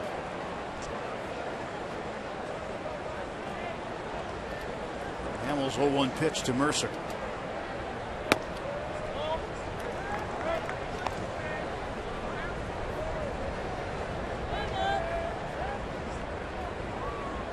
Two pitches for Hamill, 59 of those strikes. As he gets up there, he's due up second in the bottom of the 6th, and Renteria has had a quick hook with his starters. Jordy pops this one up, shallow right. Darwin Barney calling for it. He'll make a basket catch. Inside retired, no runs, 2 hits, 2 left. On to the bottom of the 6th. Pirates up 2-0.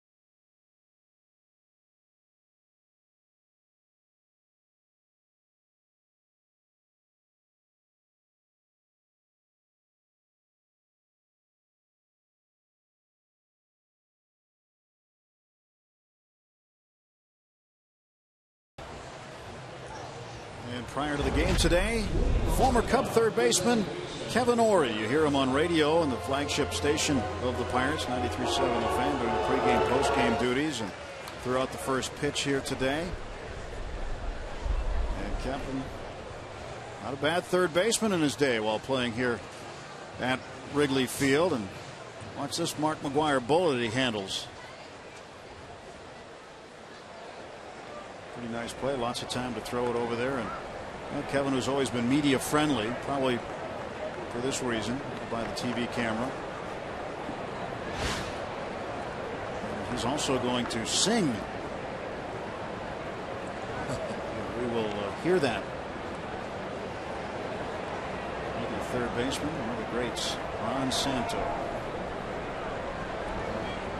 For years was in the radio booth here in Chicago. He's passing.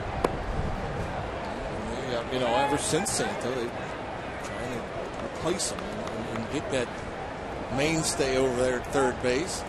Kevin Orie started his career here and hoping that he would be that long-term fix at third. Tom Compton ahead of Barney, 0-2. He struck him out in the third inning.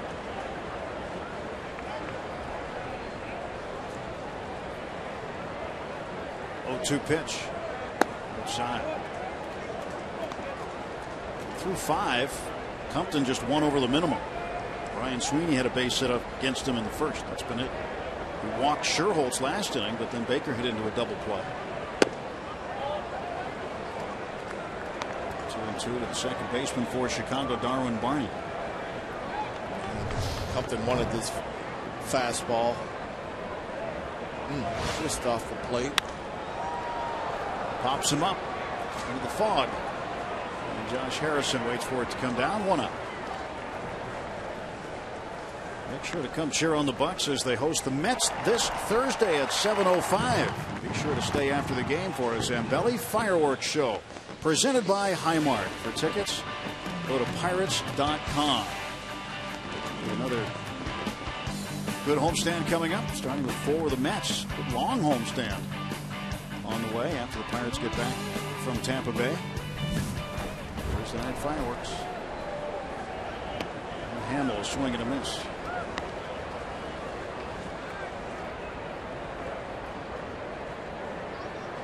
Despite being up there in pitches around the mid-90s, down 2, the Cubs pitcher Hamill still comes to the plate with Renteria, figuring that offense could maybe break through here in the last third of the game.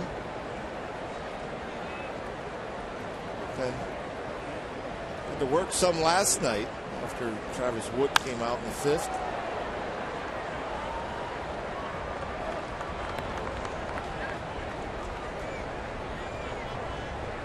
Nothing in 2 to Hamill.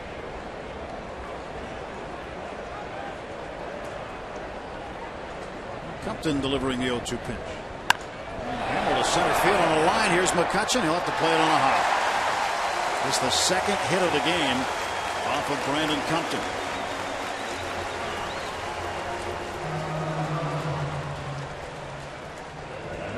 It's the 3rd hit of the year for Hamill at the plate. Looks like he knew what he was doing. Short and quick. Able to get to the high fastball.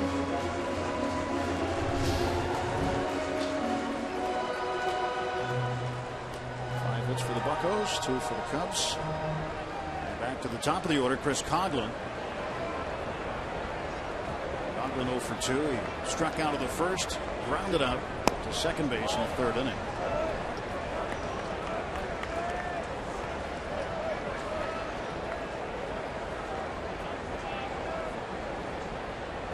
Hamill off the first, 1 out. Compton's pitch. Swung on and hit down the right field line. Polanco over toward the wall. He'll run out of room. Ball hooks into the seats for a loud strike. That's 1-1. That's another way the wind can help you, I guess. Push that one into the seats. You get that little breeze blowing in.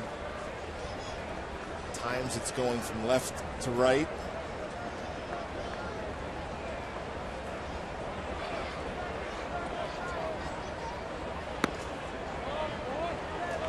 Two and one to Conklin.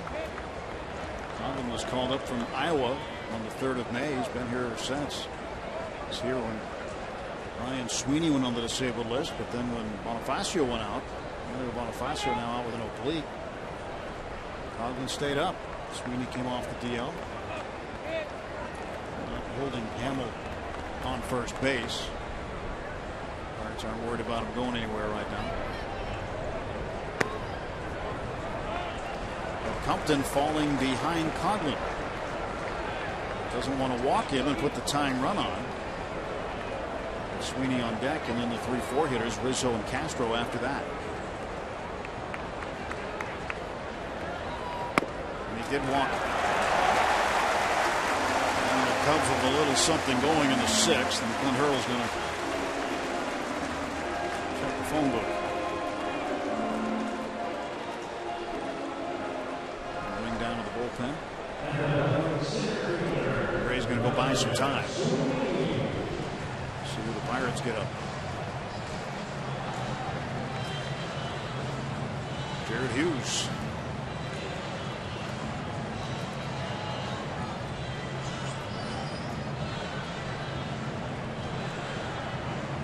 Compton cruising along and then gives up the hit to the pitcher Hamill, then walks Coghlan. Well, you find sometimes when you mentioned Compton pitching so well and he won over the minimum. Then when you do give up the base hit, he hasn't pitched out of the stretch all that often, and so maybe just a little uncomfortable there. 4 balls to Coghlan, and whether that played any role, who knows? But pretty much the entire afternoon he's been pitching out of the windup. He's preparing himself as Sweeney takes inside. Here, Sweeney's a key hitter of the inning. Compton's got to get Sweeney here. Not want to load the bases for Rizzo. He starts him off with 2 balls. 2 balls, no strikes now to the center fielder Sweeney. And again, this is the 3rd time through the lineup. I mean, they've seen him. They know what he has. He's only thrown 2 pitches for the most part, the fastball, the breaking ball. He knows he's getting a fastball here. Where's the location? Center and deep. McCutcheon in front of the track will make the catch. Hamill's going to tag and hit for 3rd base. Oh, he'll stop.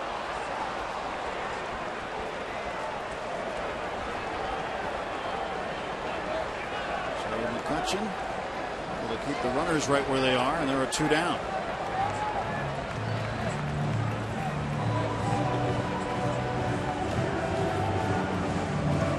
Base coach Eric Hinsky visiting with Chris Coghlan there.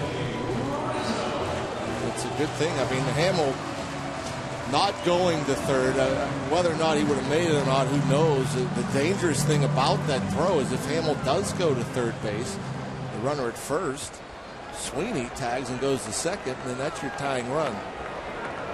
Coghlan rather at 1st base would also advance with that throw going into 3rd. Rizzo takes a strike. Unfortunately, just 1 runner in scoring position. It will take extra bases to tie things up.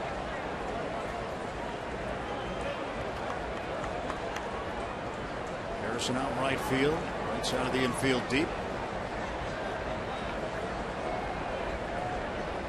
0-1 pitch. Go back inside and missed. 1 ball, 1 strike.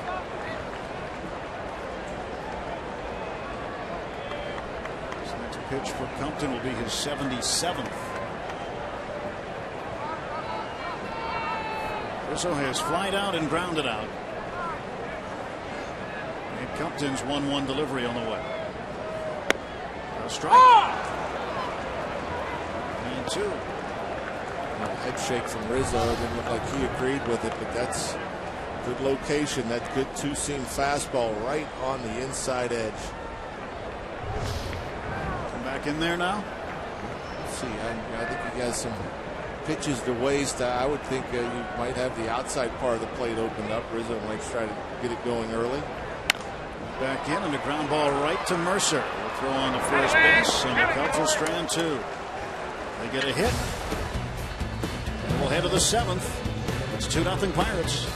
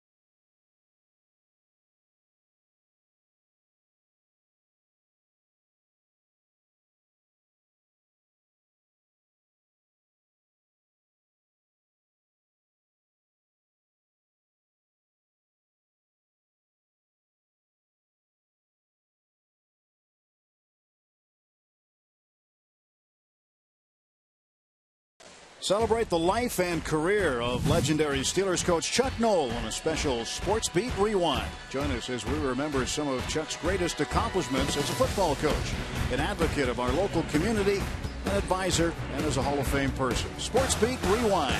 Chuck Noll tomorrow at 6 on Blue Sports. 2 runs on 5 hits for the Buccos. No runs on 2 hits for the Cubs. Brandon Compton looked like he might have been in a little bit of hot water after the base hit by Hamill and the walk to follow that up by Coghlan. But then he got the 2-3 hitters. Sweeney to fly to center, and then he got Rizzo to ground out to Mercer. And he is through 6 in good shape. Yeah, again, you feel okay. You put the ball where you want to, even when you're behind the count. I mean, the big out was to Sweeney. Despite falling behind, he put a 2-seamer in a good location, got the fly out, and Rizzo aggressive. On that inside edge, gets the weak contact. Pedro Alvarez 0 for 2. He struck out twice. Leads off in the 7th. Ball 1 to Pedro. You asked the question in our Rivers Casino Tips to Win about Pedro and hitting home runs during the day. Waiting to see him heat up again. Yeah, just 1 so far this year. It's pretty remarkable what he has done the last 2 years in Dayton. 14 home runs. 0-12, 12 and 13. 0-12, 2012, 12, 13. We're in 0-14 now. 0-14.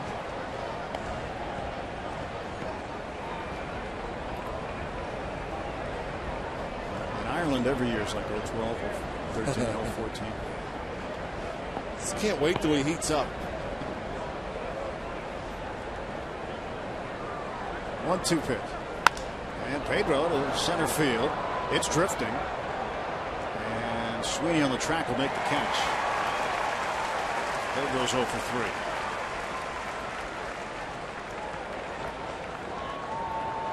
One down for the Bucs in the 7th. Travis Snyder up for the second time. Travis is homered today. He lined out sharply to Rizzo at first base. The ball on the nose, but right at the Cub first baseman. It's his 3rd straight at bat where he's wearing Ike Davis's helmet. Ike happy to contribute. 2 balls hit right on the button.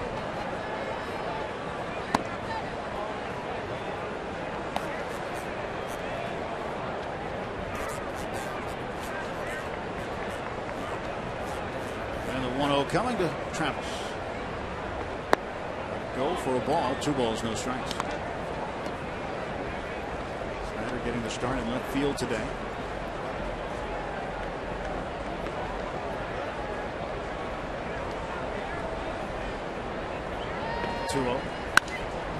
Hits this one on the roof.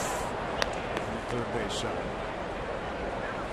Bullpen going. Neil Ramirez, who's been a good surprise for the Cubs, warming up. 2-1 count to Snyder. Good chance Snyder would be in the lineup tomorrow night facing right-hander Alex Cobb of Tampa Bay. Plus, the Pirates need a designated hitter in the lineup too, so the extra bats for somebody else. Yeah, well, that's why I guess with Neil coming back, hopefully. There's a base hit to left field by Snyder. Hard hit balls for Travis. Yeah, so everybody's kind of wondering where does Josh Harrison going to end up once Neil's back.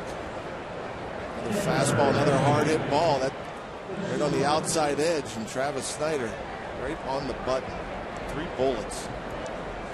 Yeah, the DH. Forgot about the DH the next few days. So Travis Snyder is 2 for 3, but that helmet is 4 for 6. Ike also has a pair of hits.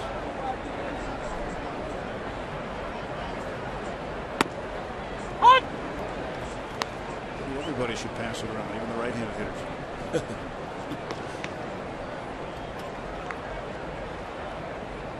Stewart's 0 for 1, but he scored a run. 1 out and 1 on.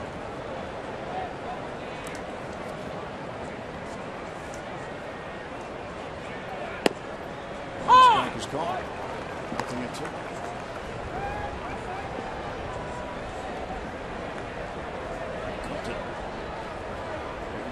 For the 3rd time. Hughes ready to pen. I think for any starting pitcher, you get in the on-deck circle 3 times, 4 times even better. I'm pretty happy with that. Sure. It means the other part of your game's going well.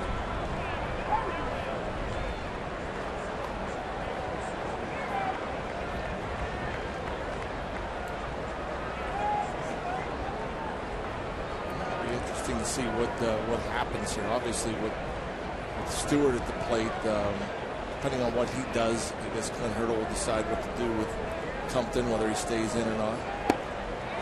And that one goes down swing. 2 men out. Compton coming to the plate. Fooled by this pitch, Chris Stewart. Breaking ball. Awkward looking swing.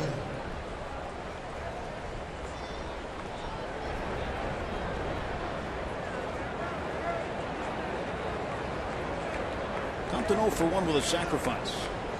He's his jacket back on. Looks like he's going to sit back down. Jarrett had a good night last night. For 1 pitch. Result wasn't out. Compton shoots this one toward right field. Sherholtz on the run. He dives. Foul ground. You know, we saw Coughlin do that yesterday, but on the other side of the field. Now, Sherholtz here. Those mounds are just a foot or so in foul ground. They're diving for balls that about the same distance. A good 5-6 feet from the ball, and the diving attempt. And you wonder and you scratch your head, like with Coughlin last night. Now Sherholtz here this afternoon. Do they really think they had a chance when they're that far short? That they had a chance of making a catch? Coughlin dove about 6 feet short yesterday, and he must have thought his arm was about 8 feet long. This one gets away, and down to second base goes Snyder.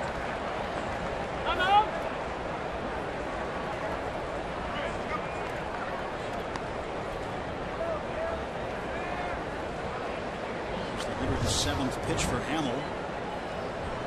Pass ball. It's a pass ball. It's a catchable pitch. I mean, that head scratcher. That ball. There wasn't much movement to it. Just whiffed. To the right side. Arnie there. Goes out Compton. Runs one hit. And the Pirates leave a man. Stretch time at Wrigley Field. We're going to keep it here on this summer Sunday afternoon. Pittsburgh's own Kevin Ory singing "Take Me Out to the Ball Game." A 1, a 2, a 3. Take me out to the ball game. Take me out with the crowd. Buy me some peanuts and cracker jack. I don't care if I never get back, for it's root for the Cubbies.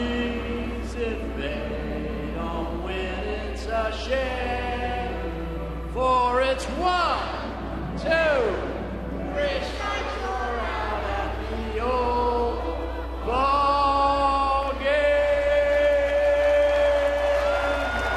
Let's get some runs!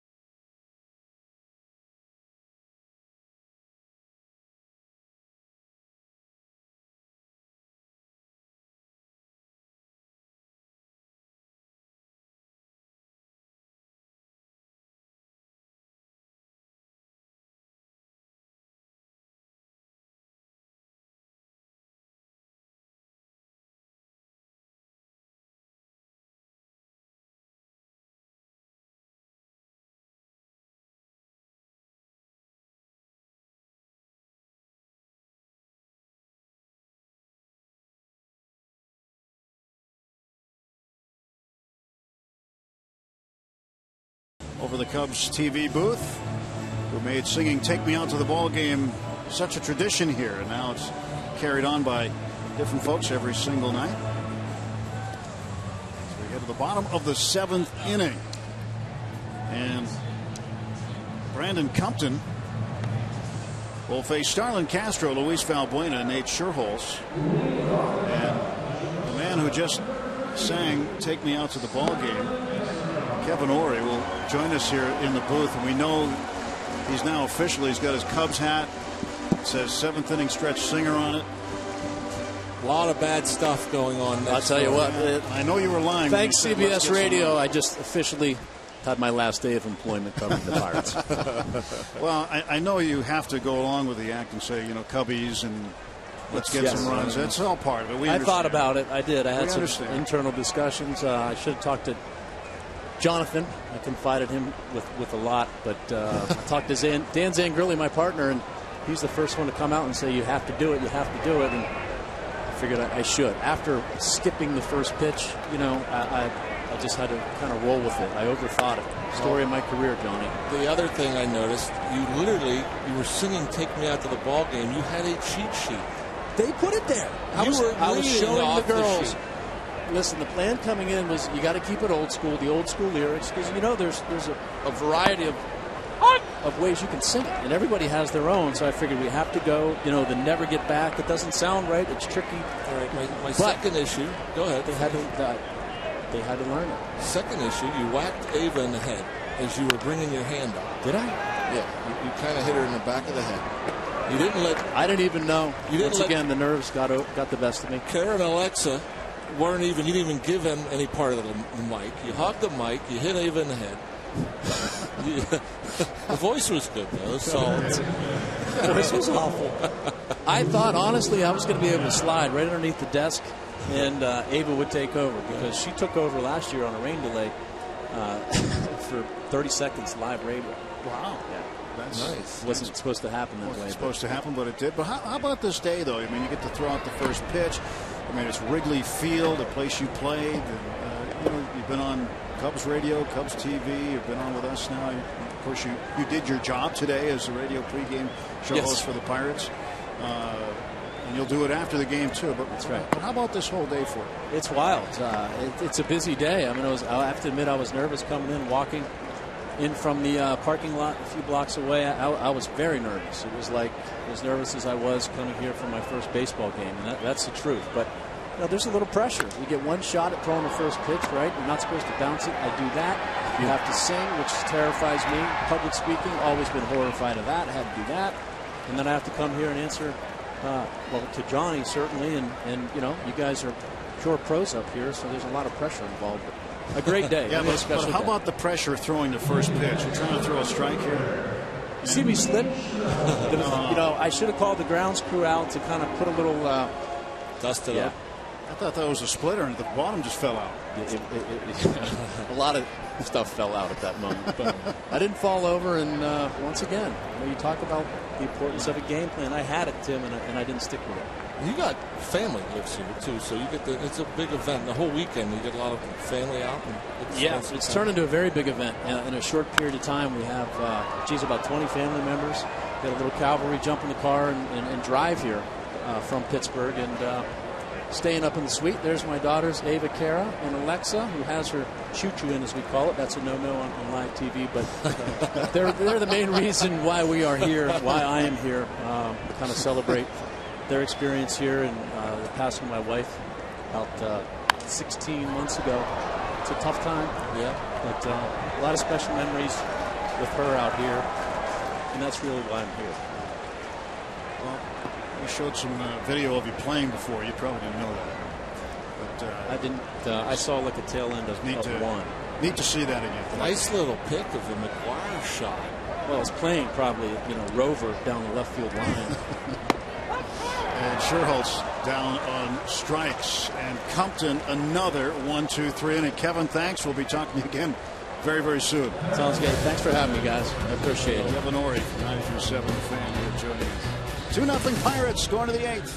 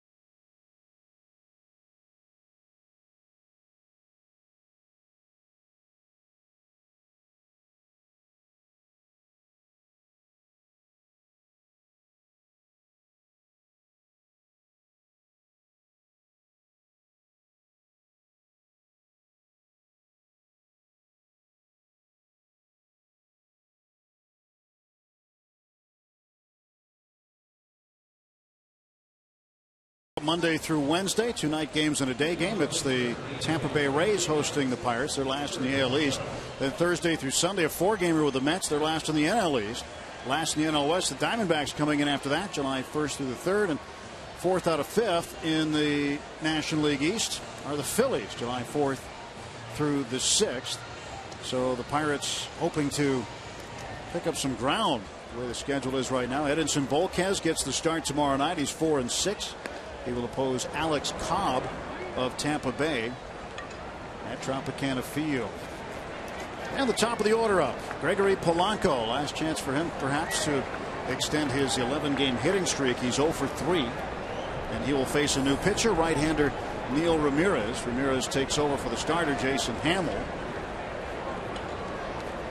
First appearance, ERA of 1 Only an average of 131 and 27 punch-outs in 18 innings. He's been good. Very good for them. The bright spots out of the Cub bullpen.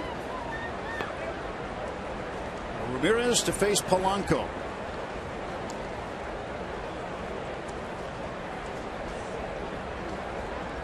And the pitch. And that is ball one. So Gregory looking to get on here. Pirates looking to add on a little insurance. 2-0. Both runs coming in the third inning.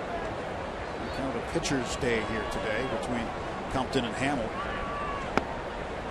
2-0 to Polanco.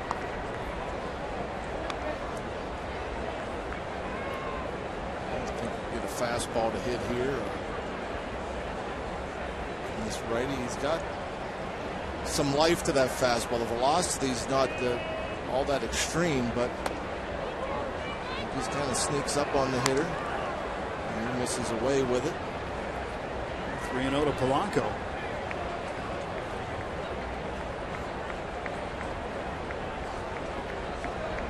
And 3-0 pitch. Misses for ball four, and Gregory Polanco has been on base in 12 straight games. Yeah, and unless the Pirates have a big inning here or at the top of the ninth, that hitting streak may come to an end. He may not get another opportunity.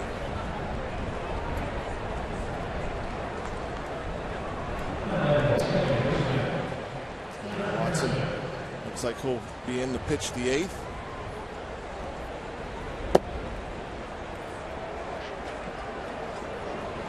Josh Harrison up.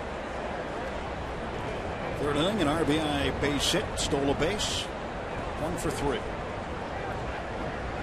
It's Neil Ramirez.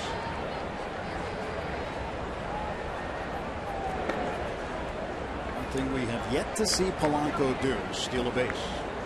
Not seen him attempt one yet. He's still 15 in the minors this year.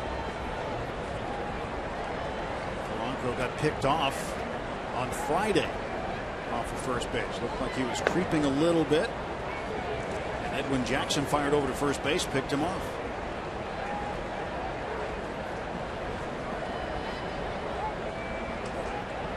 Yeah, that was one of the deals where as he was shuffling off, the right foot, the plant foot was in the air. Just got caught going the wrong way a bit. Ball one to Harrison.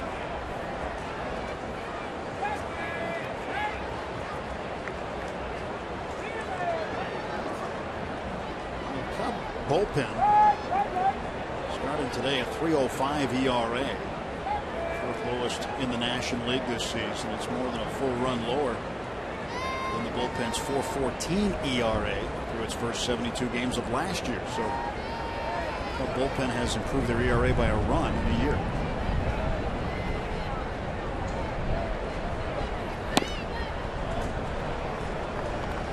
He's trying to make that not be the case. Yep.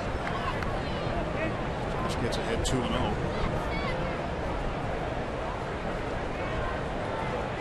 He hasn't had much control problems when there's 6 walks in 18 innings.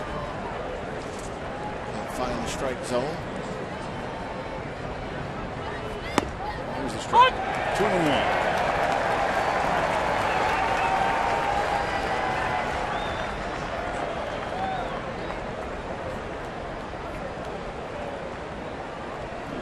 Pitched late in a couple of games this month, June 13th and 15th in Philadelphia, recording saves.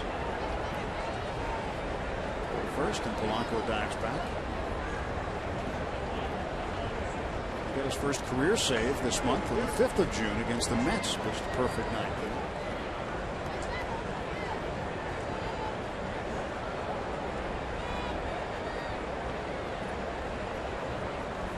There goes Polanco, swing and a miss, throw down, and Gregory is in with his first major league stolen base. Going in hard was Gregory Polanco. Hard to tell if that's a hit and run or not. Josh Harrison comes up empty. Getting up a bit slow is Polanco, so he'll get Clint Hurdle and trainer Todd Tomczyk out as he goes in head first, and the right shoulder looked like it went into the knee.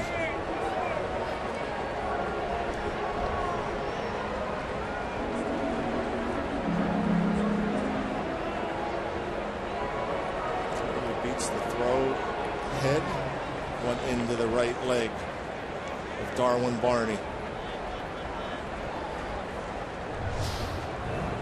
McCutchen last night got up slow after a stolen base when Barney tagged him hard on the helmet and right down on his head, and he was shaken up a bit.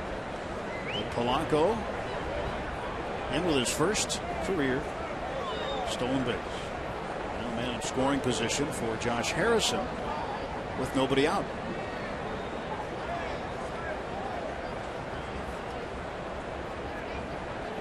Two. Josh pops this one up, heading toward foul ground as the right fielder sure holds. He won't get it. You know, the way Polanco runs, Rock, with those long strides. I asked Clint today about Polanco's running. We've seen him run from first to third, and it's great to see him run from first to third, first to home, second to home. But I said, who does he remind you of in terms of just the running part of the game? And he said, a young Larry Walker. He said, Walker used to get down the line in just a few steps, and he said, Polanco does the same thing. Larry Walker, great hitter, but maybe one of the base runners of that generation. This one's popped up and playable. Rizzo.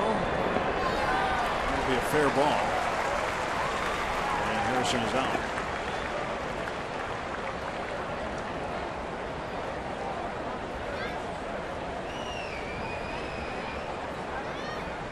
Josh back to the dugout on the first base side, and Ramirez will now face Andrew McCutchen. McCutchen with a base hit in the 6th inning. He's 1 for 3. Trying to get Polanco in. Pirates up 2-0. Batting in the top of the 8th inning.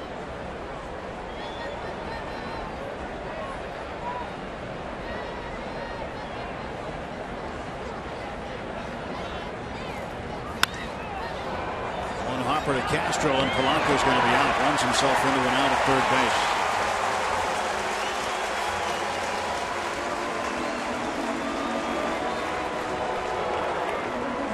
This has been like an epidemic this year. We've seen this almost every series where balls hit to the runner's right at second base. Not just the Pirates, but we've seen it with the other teams as well. And it's just a simple fundamental that's talked about all through the minor leagues and obviously up here. And still continue to see guys breaking for third. Ike Davis has a pair of hits for a third. It's going to be ball 1 to Ike. Davis has 16 multi-hit games. One for Polanco. Again, running himself into an out-of-base running mistake. Guys are going to make those mistakes from time to time, especially as a young player. But that one there is one that really shouldn't be made. I think as a younger player, they shouldn't be made. I think for an older player, sometimes the mind wanders and they're comfortable or whatever, and the concentration, the mental preparation for a younger player should be there more so than any veteran guy. I mean, this was taught. That's not a rookie mistake or a young player's mistake. It's a mental error. It's something that you do as a base runner and as a fielder, an outfielder. The preparation to play at this level, especially, you got to know where you're going before the ball's hit. Whether you're catching a ball, whether you're running the bases, whatever the case may be, it's the mental preparation. It's the anticipation, and I would think as a young player, I mean, you'd never take a pitch off and you'd be ready to go. I mean, sometimes older players they're out there and they're chatting with whatever, they get comfortable, and but I have a hard time believing that the whole young old thing. This isn't like the game's the same here as it is in high school and in college and in the minor leagues, and that play in every level is a no-no. And so for me, that's I think what a bit of the problem is, how much emphasis, how much concentration is going on with base runners in Major League Baseball now, because we see it way too often. McCutchen takes off in the 3-0 pitch, and Ike walks. Second walk issued this inning by Ramirez. And Jordy Mercer coming up, and 2 home runs in the last 2 games for Jordy. This was Friday night off Edwin Jackson. Mercer came up with home run number 5, and this was home run number 6 off Travis Wood last night to lead off the 3rd inning. And you get the hat trick. Jordy today is 0 for 3. Hitting .300 in the series.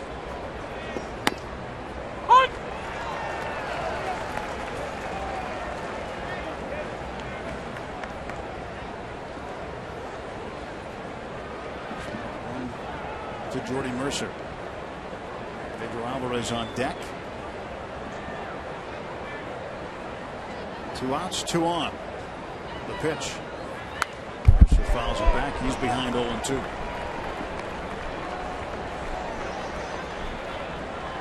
Got a battle. Trying to put it in play. Trying to pick up that 3rd run.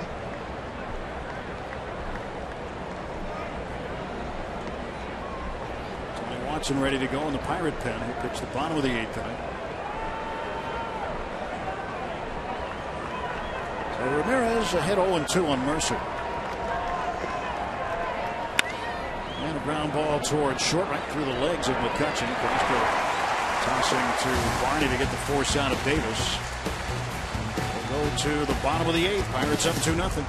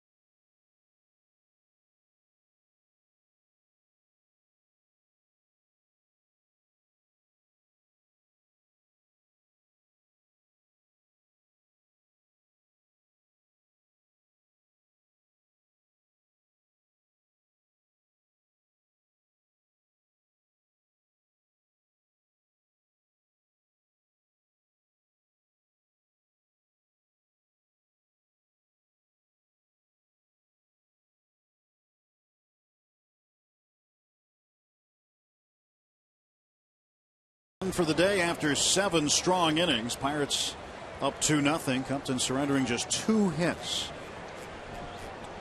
Compton has to be on his best major league start. Yeah, and he doesn't need a 3rd pitch. He'll get away with the 2 as long as he's locating. The good sliders, good defense, the good movement on the fastball there. Just aggressive for the most part in the strike zone. A little bit of trouble for him here in the 6th inning, but that's about it. Just the 2 hits, a couple of walks, 4 punch outs, only 87 pitches. That's pretty good stuff for pretty much, sinker slider. If he threw any changes, I don't recall them. But again, as he's able to locate, he can get his outs, and Tony Watson can locate with the best of them. 3 above average major league pitches, .79 ERA, 5-0 record. League hitting just .203 against him. Junior Lake pinch hitting for the Cubs, pulls it foul. 1 ball and 1 strike. Hitting for the catcher Baker.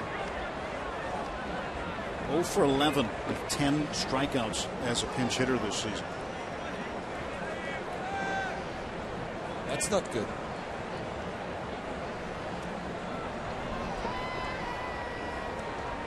1-1 to Lake. Pops up the bunt, pushes it past the mound. Harrison barehands throws, safe. And had Harrison not bobbled that one, he probably gets Lake.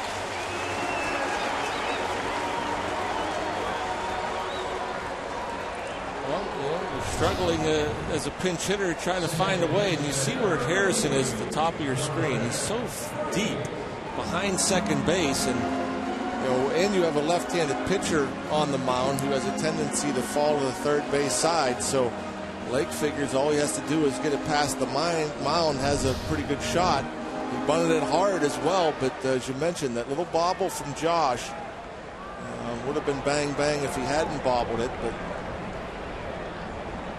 Lake gets himself a bunt base hit.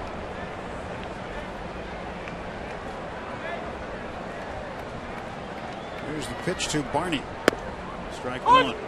Barney 0 for 2 today. Struck out, popped up to the second baseman Harrison. The Cubs with a runner on and nobody out. Last time Compton went 7 innings, John, and didn't give up a run was last July 30th against the Cardinals.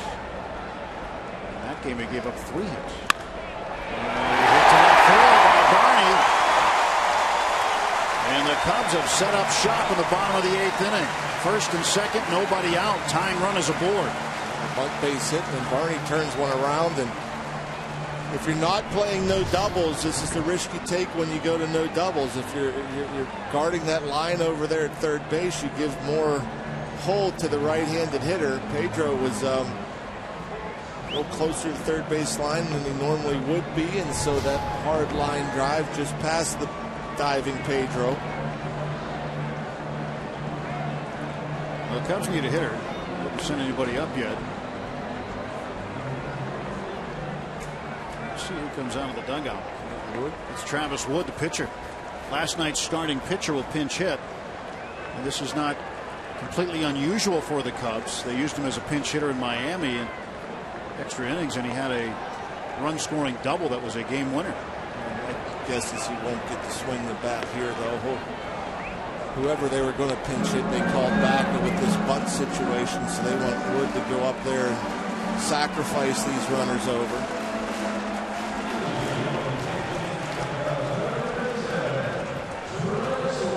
Travis Wood will take a big hole with his right foot. Don't know why. If you're going to bunt, you need that hole.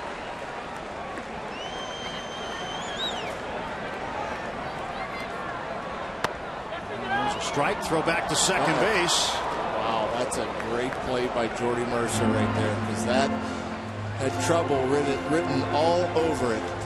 This throw from Stewart. The ball's going to the, you'll see it here. Watch the ball, watch the runner, watch Jordy Mercer. The ball's arriving about the same time the runner is. Very fortunate that ball stays in the infield. That hits Lake and it caroms into right center field, and then you have second and third, and then there'd probably be a pinch hitter for the pinch hitter here, Wood.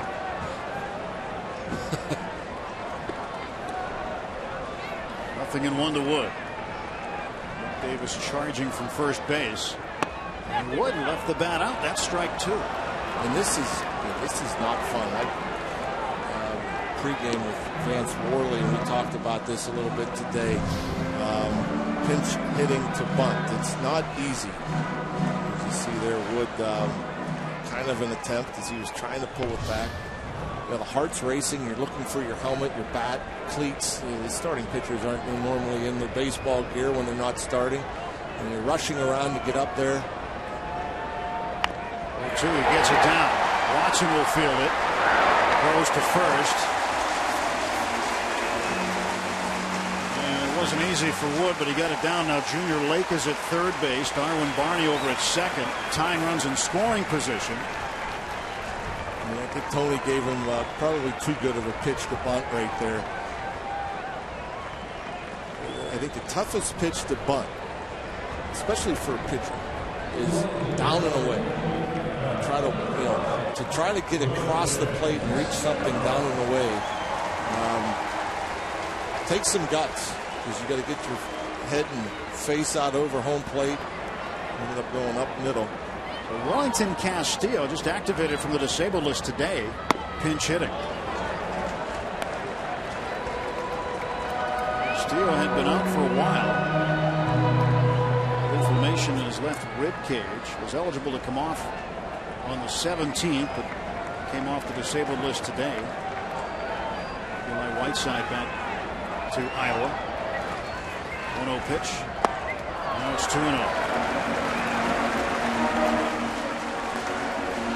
Castillo had been the starting catcher all of last season. Rib cage injury this year forced him to miss 18 games.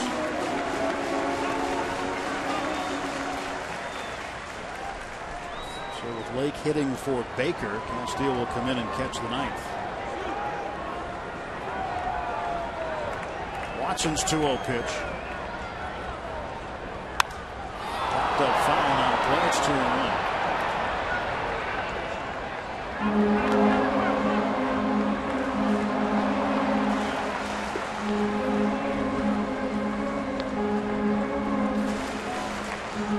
Certainly trading out for a run here. Infield's back. They'll concede the 1 run.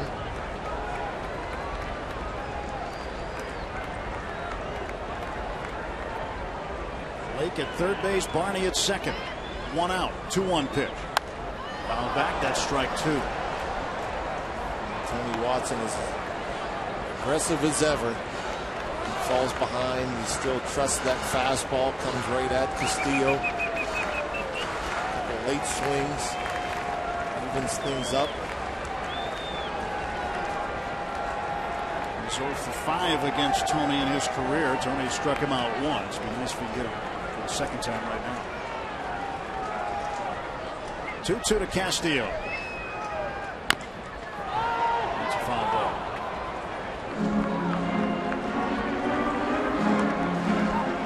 Tony came in last night. Faced 3 batters in the 8th. Retired all 3. That left leg.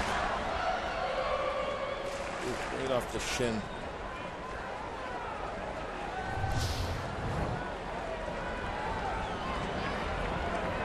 Second and third, 1 out. 2 ball, 2 strike pitch from Watson to Castillo. This one foul again. Good on the fastball after being late in the 2-0 and 2-1 fastballs. 1 off the foot now. Pulls that foul. We'll see if Tony Watson stays with the heater or goes to something else. Watson's 2-2. Got him. Got him with a change. And Castillo strikes out. Now there are 2 away. I'm sure Castillo thought he was going to get another fastball here, so he gets the changeup, and the location is perfect. Off the plate, down, gets the chase.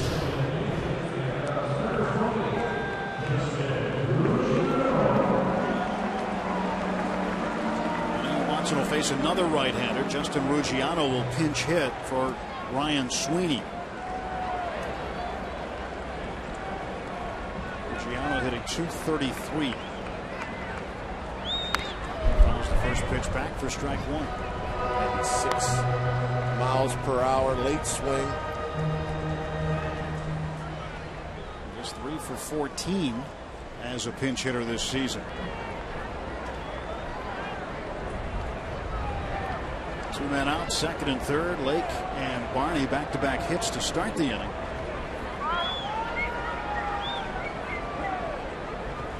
Strike 2. Blew that one by.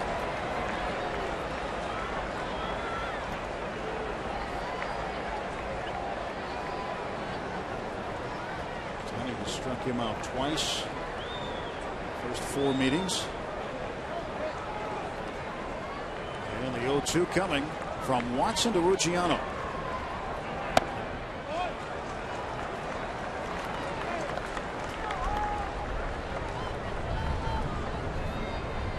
Ruggiano started in the outfield last night. He's in right field for the Cubs.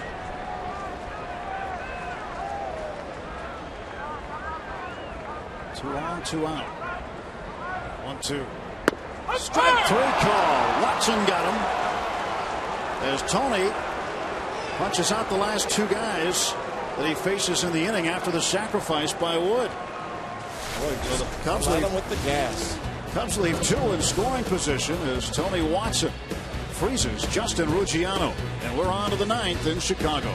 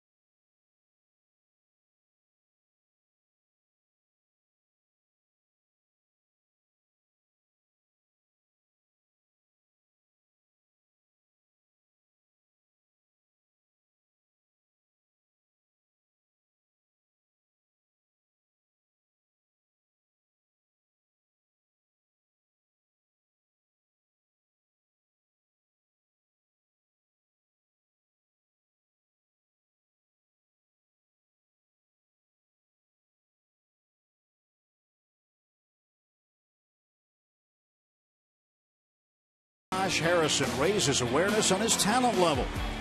The 1965 Pirates pull off a rare feat by beating Sandy Koufax and Don Drysdale in our Buck Money moment, and much more. It's Inside Pirates Baseball presented by Allegheny Health Network today after postgame on Root Sports. Foggy Chicago, 2-0. Pirates with the lead heading to the top of the 9th inning. Some changes as Justin Ruggiano stays in the game to play left field. Junior Lake stays in. He's in center. Wellington Castillo behind the plate. The new pitcher is left-hander James Russell, who pretty much has been designated to pitch to Pedro in this series with the Cubs and Pirates over the last few years. Pedro, pretty comfortable. No surprises here. First pitch from Russell to Alvarez, who's in for a strike call. Nice strike. Pedro is 3 for 12 against Russell with a home run. He's gotten to him a little bit in the past. 0-1 pitch. Now it's 0-2. But the job by Tony Watson. Junior Lake trying to disrupt things with that bunt base hit. Then Barney a solid single. Sacrifice for Wood, and then strikes out the pinch hitters Castillo and Ruggiano to end the inning and strand the runners. Most importantly, well, that's 2 batters, especially. I think whether it be Tony Watson or Chris Stewart or both reading the swings.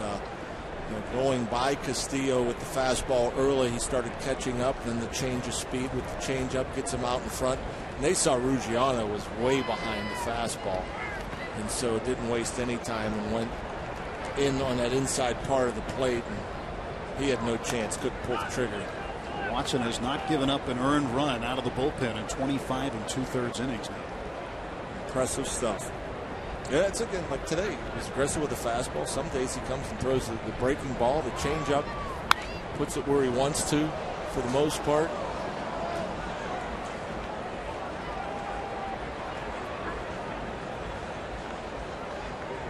It's really amazing. A lot of times, we'll show that strike zone, and you see the balls just lined up on either corner. Foul ball by Alvarez. And for Tony Watson, he has been scored upon this year in just 3 of his 35 appearances. Amazing. It's great work.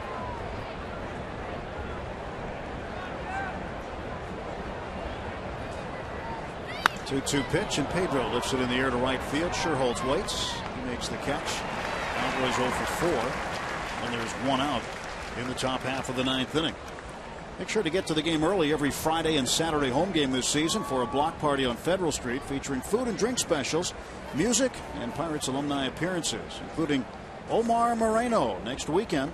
Start the party early with block parties on Federal Street. For tickets, go to Pirates.com. The Antelope will be in town. Yeah.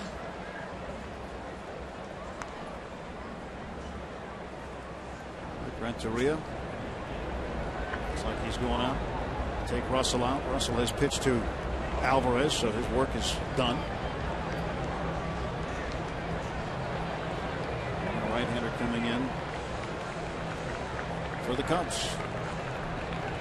Timeout at Wrigley Field. Pirates with a 2-0 lead. Pedro Strop will come in to pitch for Chicago.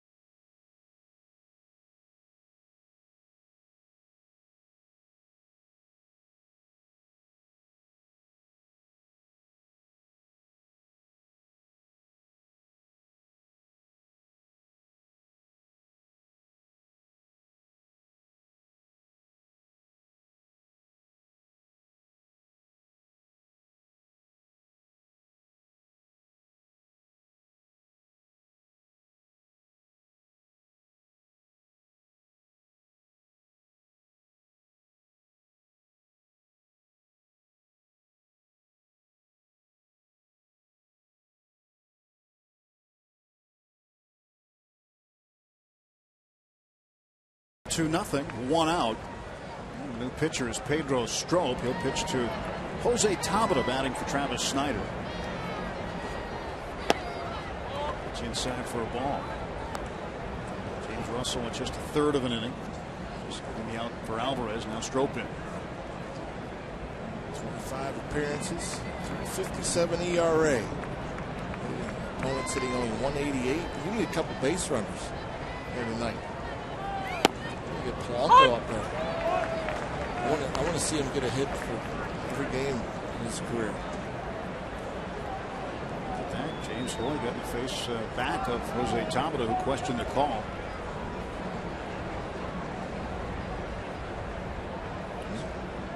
It's a little off.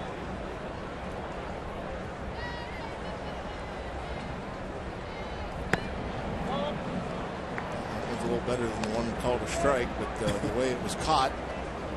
But again, the hitters, I've said this several times, I mean, umpires looking over the inside corner. Shouldn't miss that pitch. Down to third. Backhanded stop by Valbuena. 2 gone for the Pirates in the 9th. Valbuena has been playing some very good defense. A nice play here. Smooth with the glove. Hard hit ball, crossover. Easy pick, and couldn't get a better throw.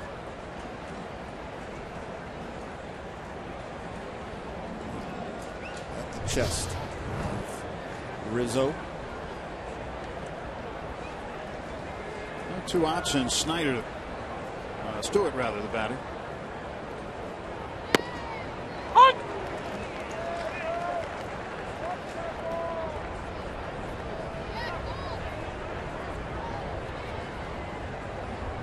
In one to Chris Stewart.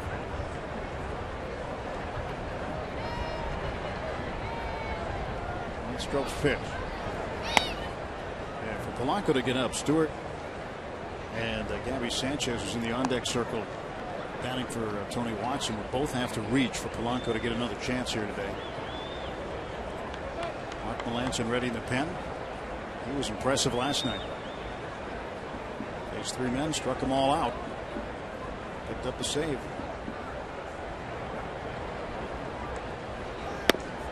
He'll be going after another one today. And with a couple of base runners in that 8th inning, that guarantees the Cubs' 3 best hitters will come to the plate in the 9th.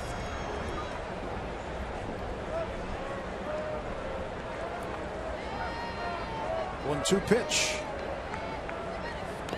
In the dirt, 2-2.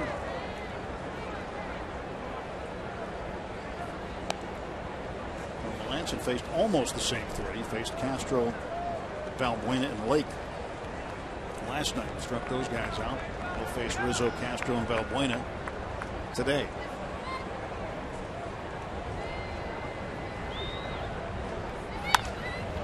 Stewart, fly ball. Center field, Junior Lake waits for it. We are heading to the bottom of the 9th inning. Mark Melancon will try to save it for Brandon Compton.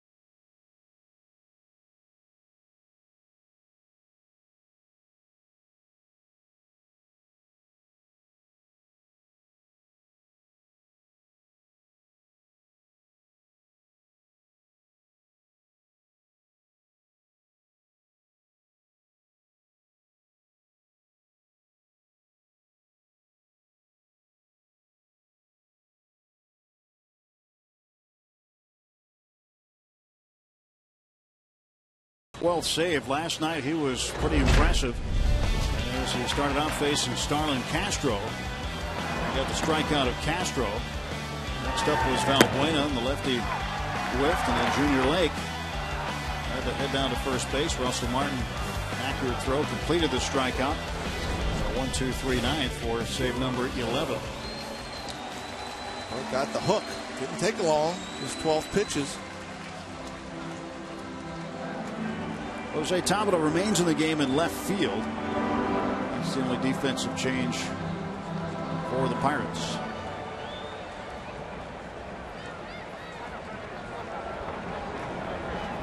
So we'll answer to face Rizzo. Rizzo 0 for 3 today.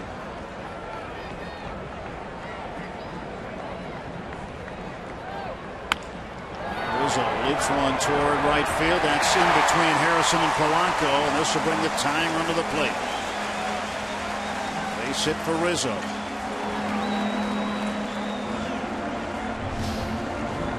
Comes inside. That good cutter. Jam shot. That's hard to do.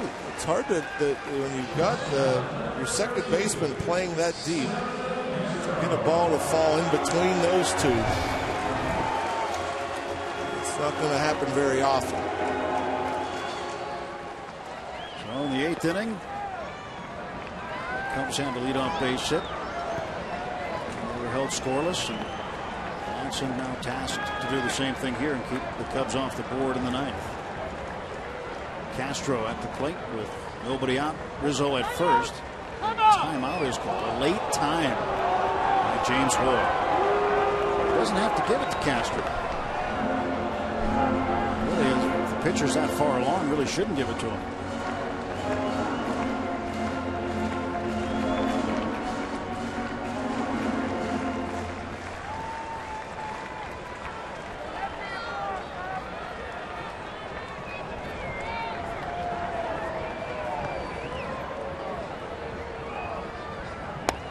Strike is called.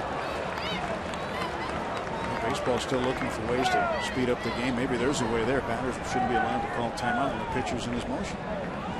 You know, for me, I thought he called it before he started on that particular pitch. Sometimes they're up there and they take so much time looking in and getting signs. I guess I'm siding with the position player, but I thought you might. Yeah, I mean, it's different. One way, for sure, you could stop, you could speed things up, is you quit letting the catcher go out to the pitcher's mound 4 and 5 times a batter. I mean, that to me is crazy how often we have these meetings on the mound between pitcher and catcher. 1-1 is foul out of play down the right field side, and Castro now with a 1-ball 2-strike count on it.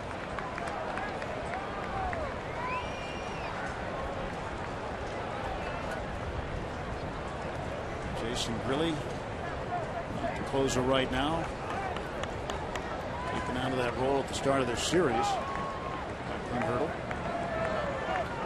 And I'm sure very supportive of Mark Melancon. They're good buddies. And no ill will towards Melancon. He's going to try to work some things out. And this one to right field. That's a hit for Castro. Polanco gets the ball in towards second, and the Cubs now with nobody out have runners at the corners. Castro the tying run on base. Well, he had to go out of the zone to hit this ball in the right field. That pitch a foot and a half outside. You can't fault Mark Melancon for that. That's just some good hitting right there. And had to pitch out of some stress in the 8th. Going to have to do it again here in the 9th.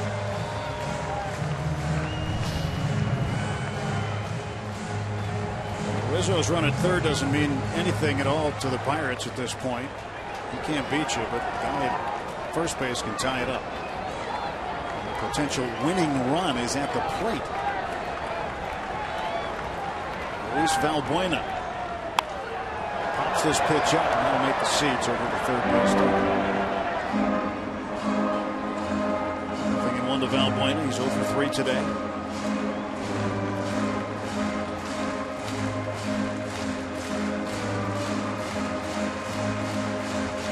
Loop single by Rizzo over the head of Harrison. That started for the Cubs in the 9th inning, and Castro's opposite field single. 188 with runners in scoring position is Valbuena this season. Melanson's pitch is fouled back. It's a 2-strike count out of Valbuena. Off-speed pitch there from Mark Melancon. Now he has a few to waste. We try to get Valbuena to chase.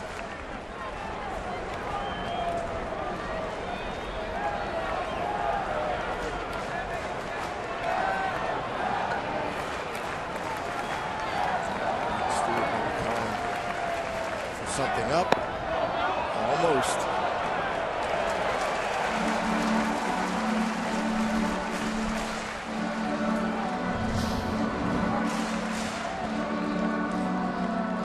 Much there.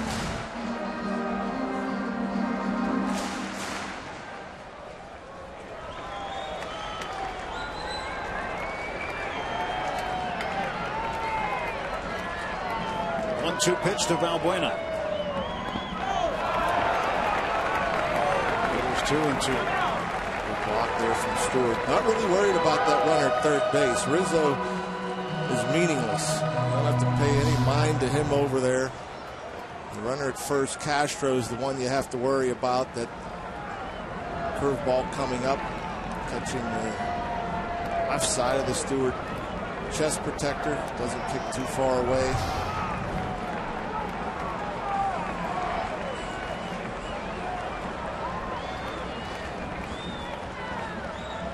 Valbuena strikes out.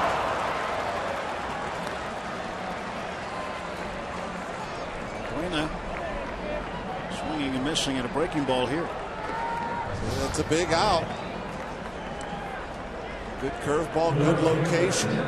Keeps it away. Downward action comes third baseman to swing over.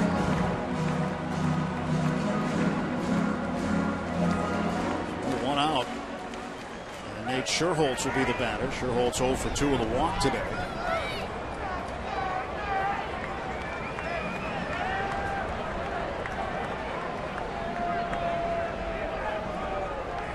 First pitch to Sherholtz. Ball 1.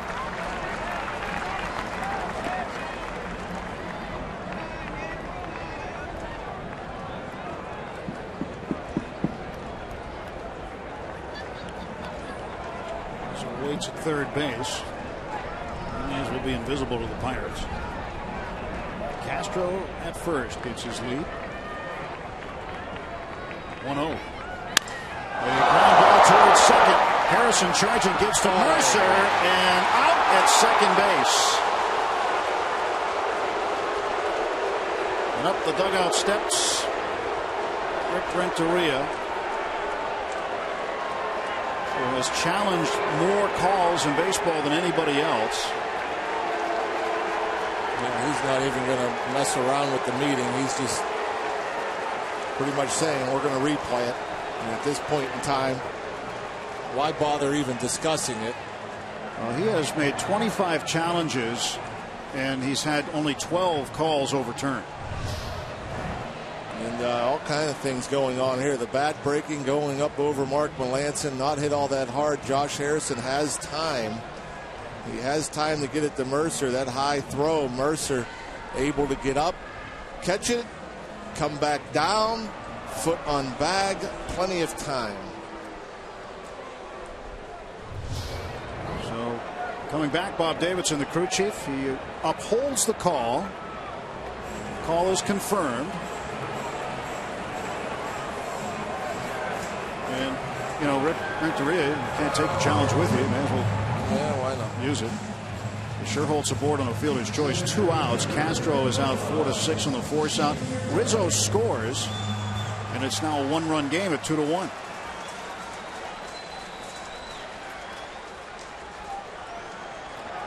Pirates have had 31 one-run games, most in the majors.